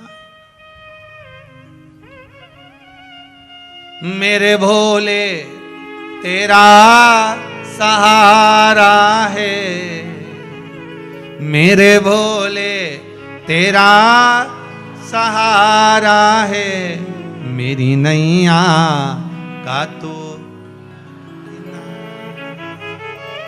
बस अब तू आ जा, अब कोई दिक्कत नहीं आए। तारकासुर के प्राण हरने के लिए भगवान शंकर के पुत्र श्री कार्तिकेय, षडानंद कार्तिकेय का प्राकट्य गंगा के जल से। अब विचार करिए, पार्वती मैया भगवान शंकर की अर्धांगिनी, और बेटा कहां से हो रहा है? गंगा के जल से। क्यों? कारण एक ही था। शंकर भगवान ने गंगा जी को वर दिया था, गंगा तूने जो तप करा, तेरे तप के आगे पार्वती का तप भी फीका था। मैं तुझे वर देता हूं,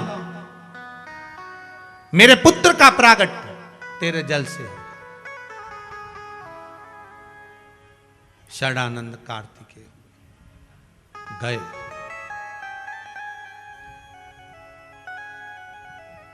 मां ने कह दिया तारकासुर का संहार करना। जी मां। पर मां ने एक शब्द और कह दिया, इसके हृदय में शिव बसा है, इसके हृदय में शिव बसा है। राम जी ने, मेरे राघव जी ने रावण के पूरे शरीर पर बाण छोड़े, शीश भी काटे, भुजा भी काटी, हाथ भी काटे, नाभि पर भी छोड़े, पर हृदय पर नहीं छोड़े। तो सीधा सीधा लक्ष्मण जी ने पूछ लिया, भैया बात क्या है? आप इस रावण की छाती पे बाण क्यों नहीं मारते? राम जी कहते हैं, इसके हृदय में सीता बैठी है, इसके हृदय में सीता बैठी। कैसे मार? अब जरा विचार करिएगा, रावण जैसे राक्षस के हृदय में सीता थी तो राम जी ने बाण नहीं मारा। तारकासुर के हृदय में शिव थे तो शरीर में सब दूर बाण मारे, परंतु हृदय में नहीं मारा। अगर आपके हृदय में शंकर होगा तो किसकी सामर्थ्यता है कि कोई आपको मार देगा? किसकी सामर्थ्यता? अकाल मृत्यु वो मरे जो काम करे चंडाल का, काल उसका क्या बिगाड़े जो भक्त हो महा काल का। तो क्यों डरना? किस लिए डर? तुम तो सीधा सीधा बोला ना कि भाई भोलेनाथ जी, मुझे ना तो पूजन आती है, ना मुझे अर्चना आती है, ना मैं पाठ जानती हूँ, ना मैं मंत्र जानती हूँ, ना मैं साधना जानती हूँ, ना मैं तप करना जानती, ना मैं योग, ना मैं कुछ जानती। मैं तो केवल एक ही चीज जानूं, एक लोटा पानी बुनसारे से भर लूं, सुबह से उठते से ही नहाई धोई ने पानी भरा और बाजू में जो शंकर जी का मंदिर उमें चढ़ा किया, और इतने प्रेम से चढ़ाई सिर पे पल्लू मल्लू लेके, और बढ़िया शिव जी के। आज एक पत्र आया, इसमें लिखा है, बड़ा सुंदर बात हो।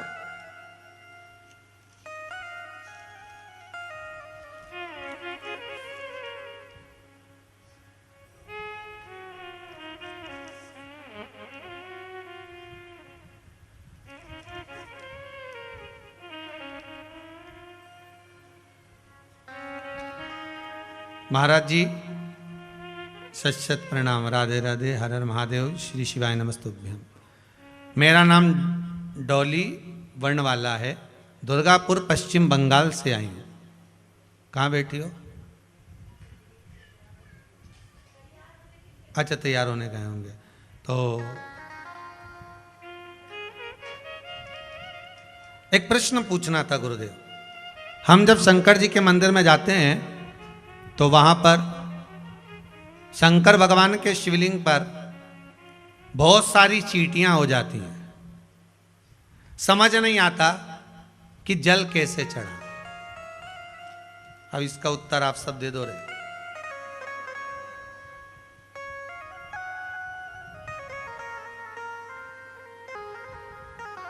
उसमें लिखा है, हम मंदिर के पंडित जी से भी पूछे तो वो कह देते हैं कि चढ़ा दो तुम तो। पर शिव महापुराण की कथा कहती है, पहले तो एक बात का ध्यान रखो। सबसे पहली बात, जो भी जल चढ़ाने जाए, या आप भगवान शंकर पर खड़ी शक्कर चढ़ा रहे हो, मीठा चढ़ा रहे हो, गुड़ चढ़ा रहे हो, शक्कर चढ़ाओ, मिठाई चढ़ाओ, पर जो भी आप चढ़ाओ, मना नहीं है।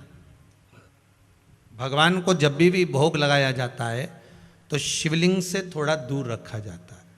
ऐसा नहीं है कि तुमने पेड़ा तोड़ के शंकर जी का शिवलिंग पे लगा दिया है। बहुत ध्यान देना हमारे, बहुत ध्यान दीजिएगा। जो भी भोग लगाओ आप थोड़ा दूर रखिए, पहला। दूसरा, जब शिव जी का पूरा श्रृंगार कर लिया, पूजन कर ली, आराधना कर ली, अर्चना कर ली,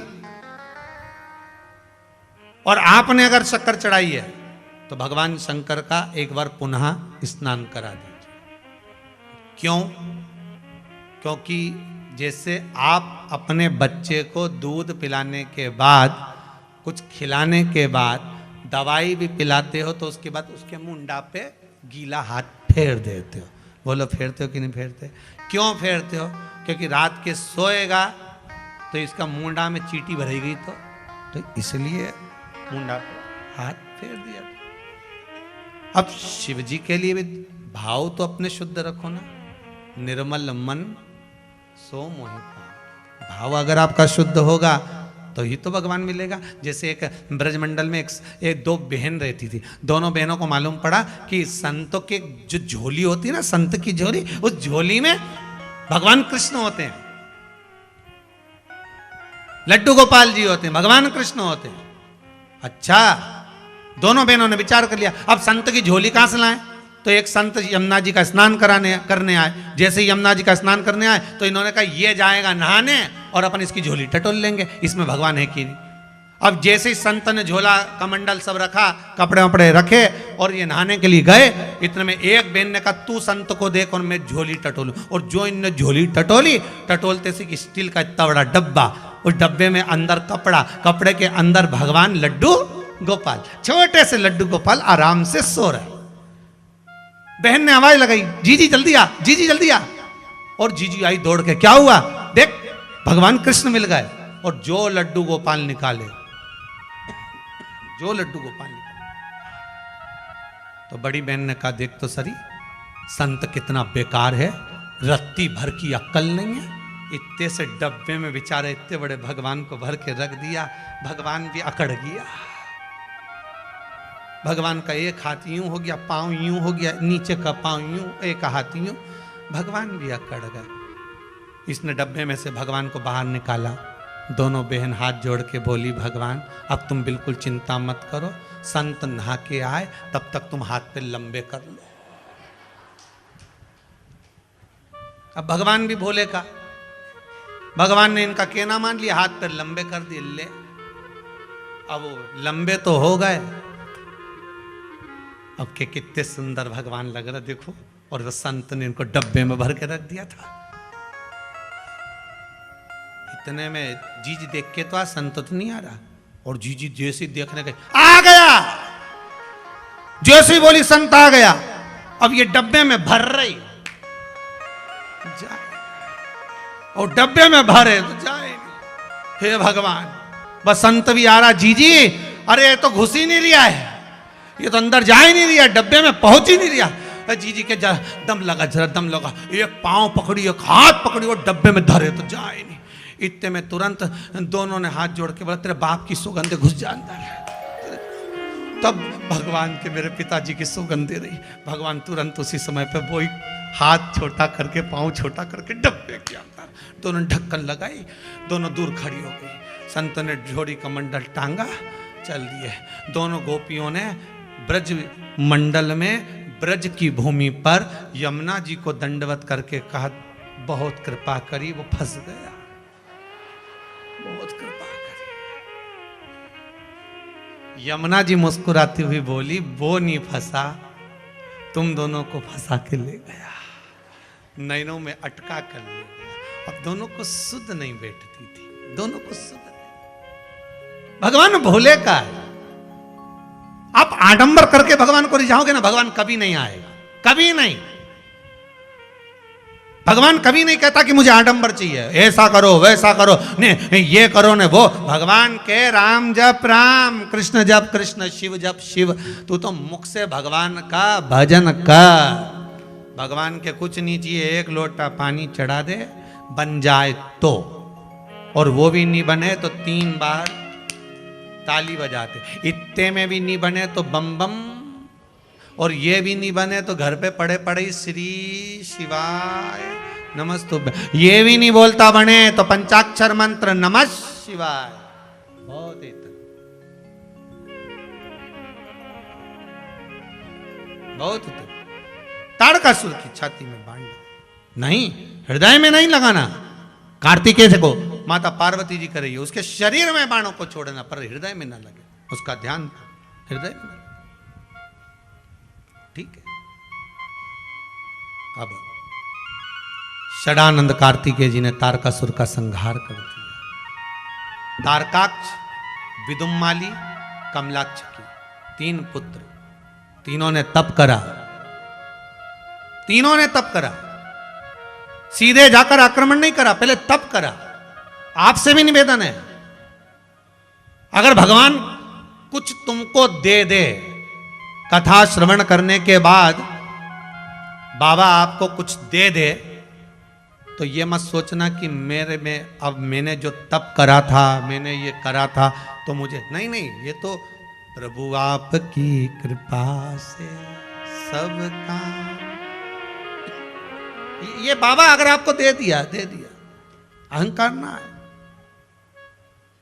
तारकाक्ष, विदुम्माली, कमलाक्ष की तीनों का अहंकार आ गया। तप करा, बल प्राप्त करा, ब्रह्मा जी से वर मांगा 3 पुरियों का निर्माण कर दीजिए, हम उस पुरी में निर्माण करके उसमें रहें, और हम मरे तो तीनों एक साथ मरे। भगवान ने कह दिया तथास्तु। शंकर जी ने इन्हीं पुरियों में जाकर इनको मारा था, इसलिए शंकर जी का नाम त्रिपुरारी पड़ गया था। भगवान शिव ने सारे देवताओं को पशु बना दिया, शंकर भगवान पशुपति नाथ बन गए, जाकर तारकाक्ष, विदुम्माली, कमलाक्ष की का संहार कर दिया। भगवान शिव का नाम पशुपति नाथ पड़ गया। पशुपति व्रत शिव महापुराण में वर्णन किया गया। जैसे सत्यनारायण भगवान के व्रत का वर्णन स्कंद पुराण में है, पशुपति व्रत का वर्णन शिव महापुराण करते। कितने सोमवार? 5 सोमवार। कैसा भी काम हो, व्यापार, व्यवसाय, नौकरी, विद्या, पर दिल से करना, दिखावे से नहीं। कई लोग पशुपति व्रत में भी दिखावा करना चालू कर दिए। दिखावे से भगवान नहीं मिल सकता। फिर निवेदन करेंगे आप दिखावा बिल्कुल मत करो। शंकर की सेवा में, पूजन में, अर्चना में कोई दिखावा नहीं।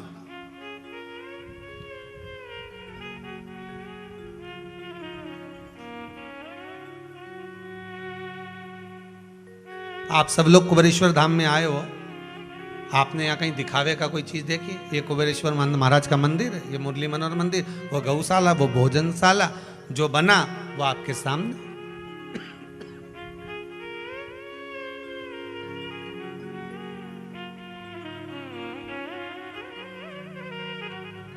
सोओगे गादी मिल जाएगी, ओढ़ने के लिए ब्लैंकेट मिल जाएगा, आराम से विश्राम करा, अपना काम करा, भजन करा, चल। सुबह चाय मिल गई, नाश्ता मिल गया, भोजन मिल गया, शाम का भोजन मिल गया, दोपहर की चाय हो गई, भगवत भजन।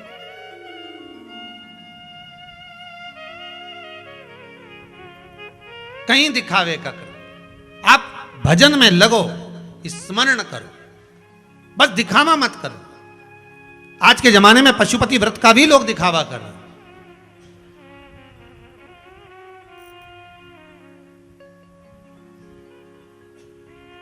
भगवान के सामने जाकर कभी दिखावा मत करना कि मैं व्रत कर रही हूं। नहीं नहीं,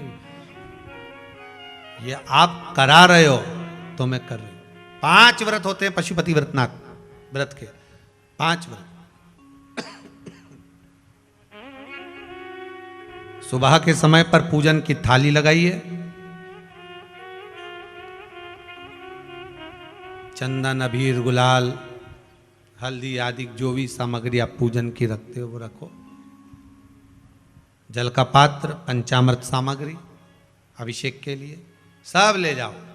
शिव जी का अभिषेक पूजन मंदिर में जाकर करिए।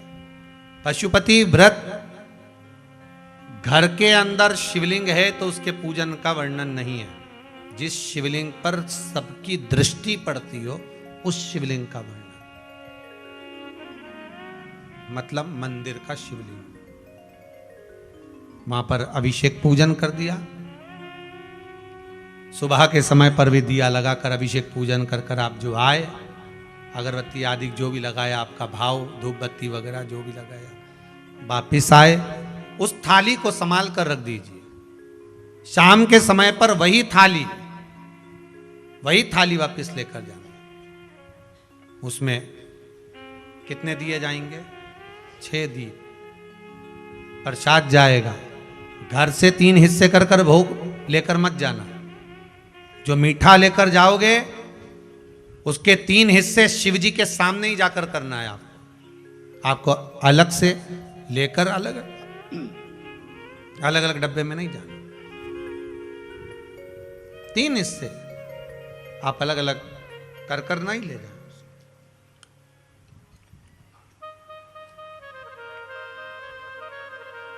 अब बाबा की वापिस वही पूजन, बेलपत्री समर्पण,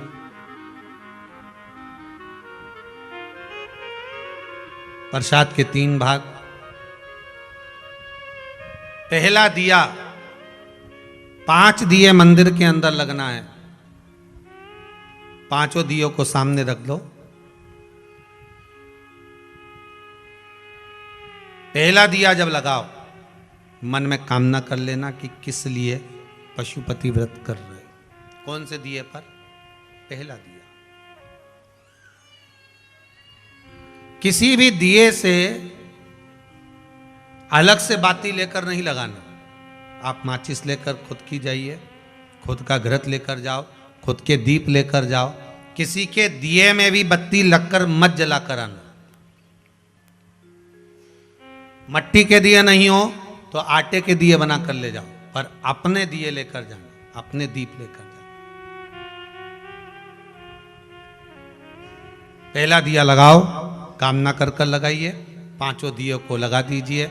बाबा की पूजा अर्चना कर कर निवेदन कर लेना, बाबा पशुपति व्रतनाथ व्रत कर रही हूं, शिव महापुराण के अनुसार सुना है मैंने। अब दुनिया के दुख को हरते हो बाबा, मेरा भी एक कष्ट है, आपके चरणों में आज निवेदन कर रहे हैं।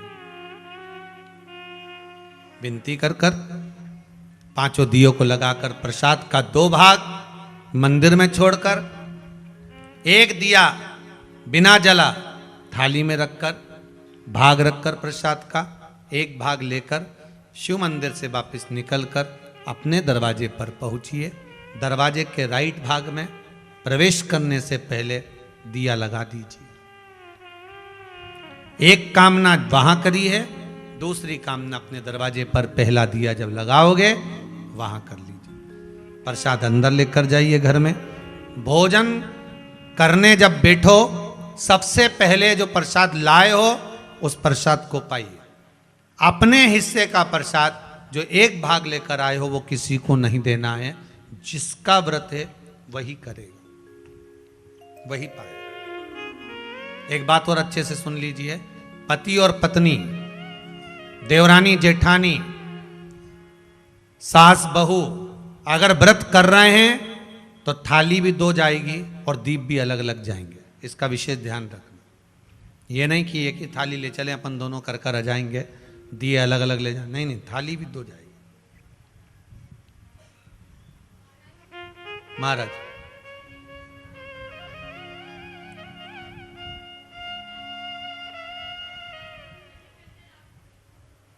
बाबा की कृपा है, बहुत बहुत साधुवाद था।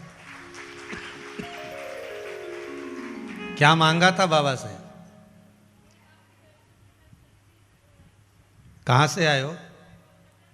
कोलकाता से? बहुत बढ़िया। कोलकाता में कहाँ रहे बरे? कादी बीच पे। बहुत बढ़िया। तो बाबा से बस केवल यही का मांगा था कि कुबेरेश्वर धाम आना है, उसके लिए पशुपति व्रत करे थे?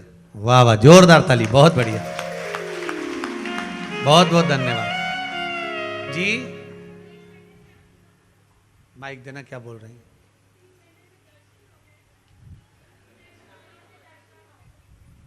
तीन महीने में? अच्छा, दर्शन हो गए 3 महीने में। बहुत बहुत बाबा की कृपा है। ये शम बेटे भी आए साथ में? कहाँ हैं? अच्छा, ठीक ठीक ठीक ठीक।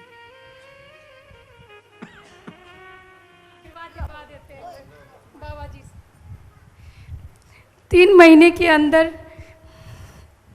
मुझे तो पहली बात विश्वास नहीं हो रहा है कि मैं कुबेरेश्वर धाम आ गई हूँ। बाबा ने सुन लिया ना, पशुपति व्रत आपके सफल हो गए। हाँ बाबा ने जी। आपको, अब तो खुशी मनाना चाहिए आपको। हाँ बाबा ने यहाँ बुलाया है ना, तो जरूर कोई मनोरथ आपका पूर्ण कर रहे होंगे। जब इतनी आपने यहाँ आने के लिए अगर पशुपति व्रत करा है हाँ कि मेरे को सीहोर जाना है, कुबेरेश्वर धाम जाना है, और बाबा ने 3 महीने में आपके बुला लिया है, तो ये पक्का है जिस कामना को लेकर आए हो ना, बाबा वो कामना भी पूरी कर देगा। हर हर हर हर महादेव। विराजी विराजी बेटी, नमस्ते। धन्यवाद। श्री शिवाय नमस्तुभ्यम। श्री शिवाय मैं नमस्तुभ्यं। इसको सीए के लिए आपका आशीर्वाद दिलाने लाई हूँ। बाबा कृपा करे। श्री शिवाय।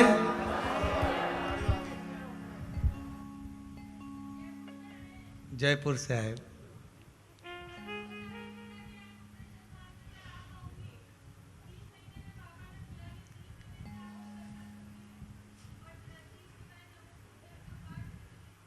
जी, बहुत बहुत साधुवाद। बाबा की कृपा, बाबा ने आपको बुलाया जयपुर से, बहुत बहुत साधुवाद। हर हर महा, बाबा का धाम है। आप शंकर पर विश्वास रखकर पशुपति व्रत करें। एक दिया दरवाजे के पास लगाएं, राइट हैंड में, बाबा से निवेदन कर कर विनती कर लें। 5 व्रत जब पूरे हों, एक ही मंदिर में करना है। ये नहीं कि कभी इस मंदिर में कर लिया, कभी उस मंदिर में कर लिया। 5 व्रत एक ही मंदिर। जब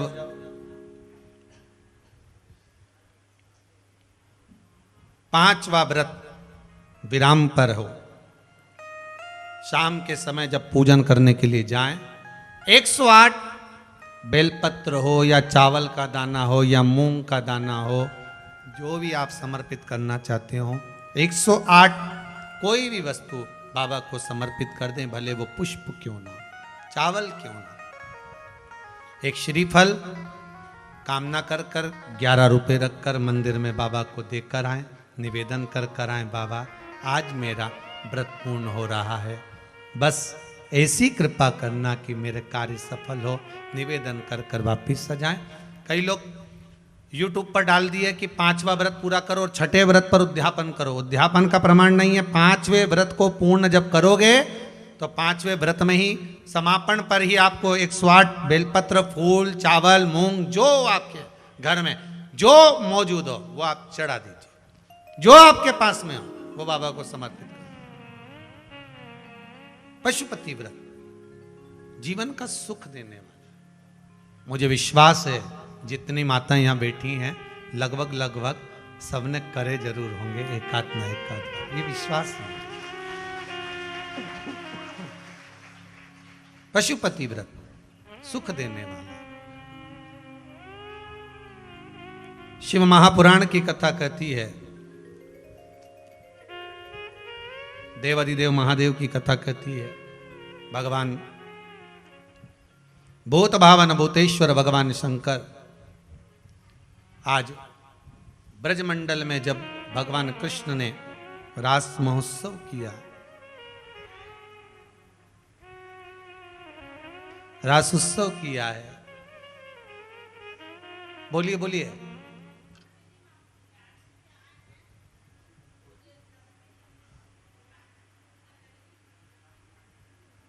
शिवरात्रि की पूजन करी थी, उसकी लेकर आए जी। अभी कथा विराम पर ले लेता हूं। नमः शिवाय। विराजी विराजी।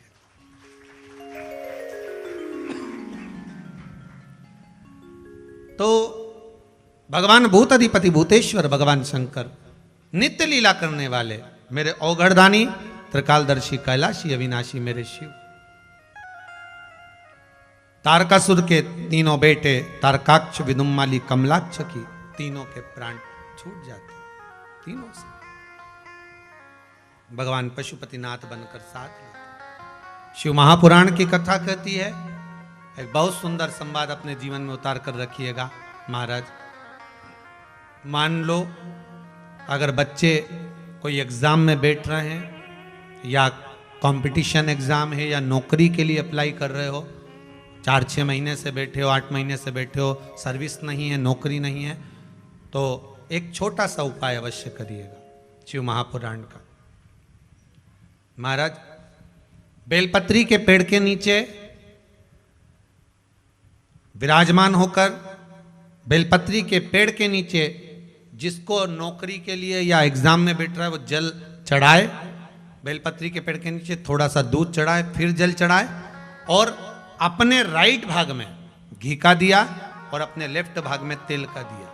किसी भी प्रदोष के दिन, प्रदोष काल में एक बार लगा दे, उसके बाद में अपनी कामना कर कर बेलपत्री के पेड़ के नीचे धोख लगाकर प्रणाम कर कर आ जाए और चले जाए इंटरव्यू के लिए, बाबा उत्तीर्ण करा ही देगा, नौकरी दिला ही देगा।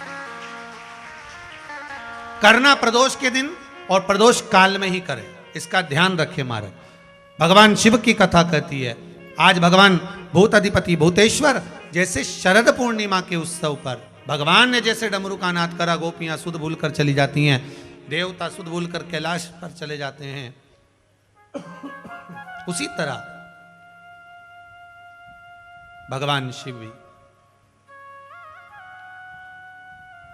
सुंदर स्वरूप धारण कर गोपियों के मध्य पहुंच जाते। एक स्मरण आपको होगा, भागवत जी में कई बार सुना होगा, शंकर भी सुनता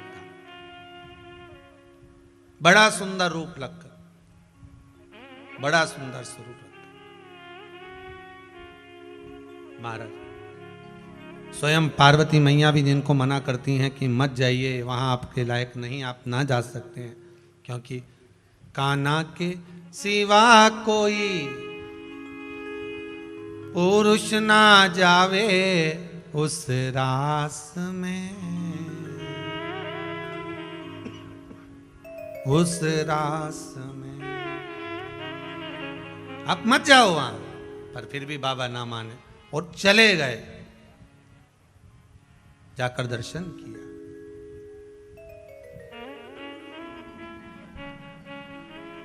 भगवान शिव पहुंचे और देखिए आज भगवान श्री गणेश जी महाराज और रिद्धि सिद्धि का विवाह का भी दर्शन है, झांकियां आ रही हैं। आप उनका जोरदार ताली बजाकर स्वागत करिए। सुंदर भाव से भगवान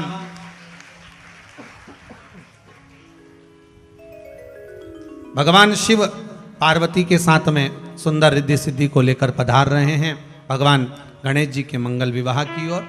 उसके बाद में एक छोटा सा रास का दर्शन अपन करेंगे, उसमें आप सबको भी रास करना है, क्योंकि शरद पूर्णिमा शिव महापुराण की कथा है। तो भगवान शंकर और पार्वती जी का, भगवान कृष्ण और राधा जी का सुंदर रिद्धि सिद्धि का आगमन, सुंदर श्री गणेश जी महाराज रिद्धि सिद्धि को लेकर पधार रहे हैं भाव से। महाराज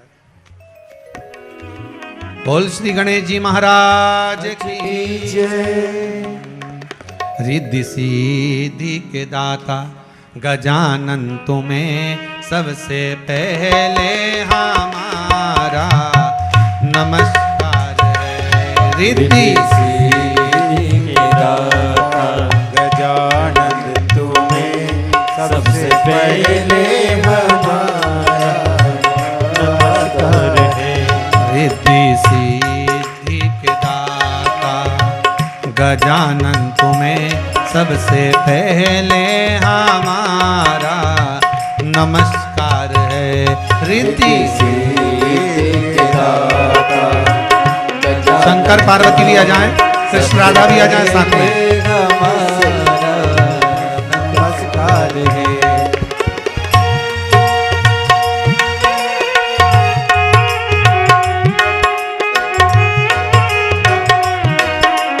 जय हो। सबसे पहले हमारा नमस्कार है। सबसे पहले हमारा नमस्कार है। सबसे पहले हमारा नमस्कार है।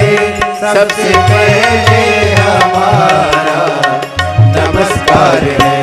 रिद्धि सिद्धि के दाता गजानन तुम्हें सबसे पहले हमारा नमस्कार है। रिद्धि सिद्धि के दाता गजानन तुम्हें सबसे पहले हमारा नमस्कार है।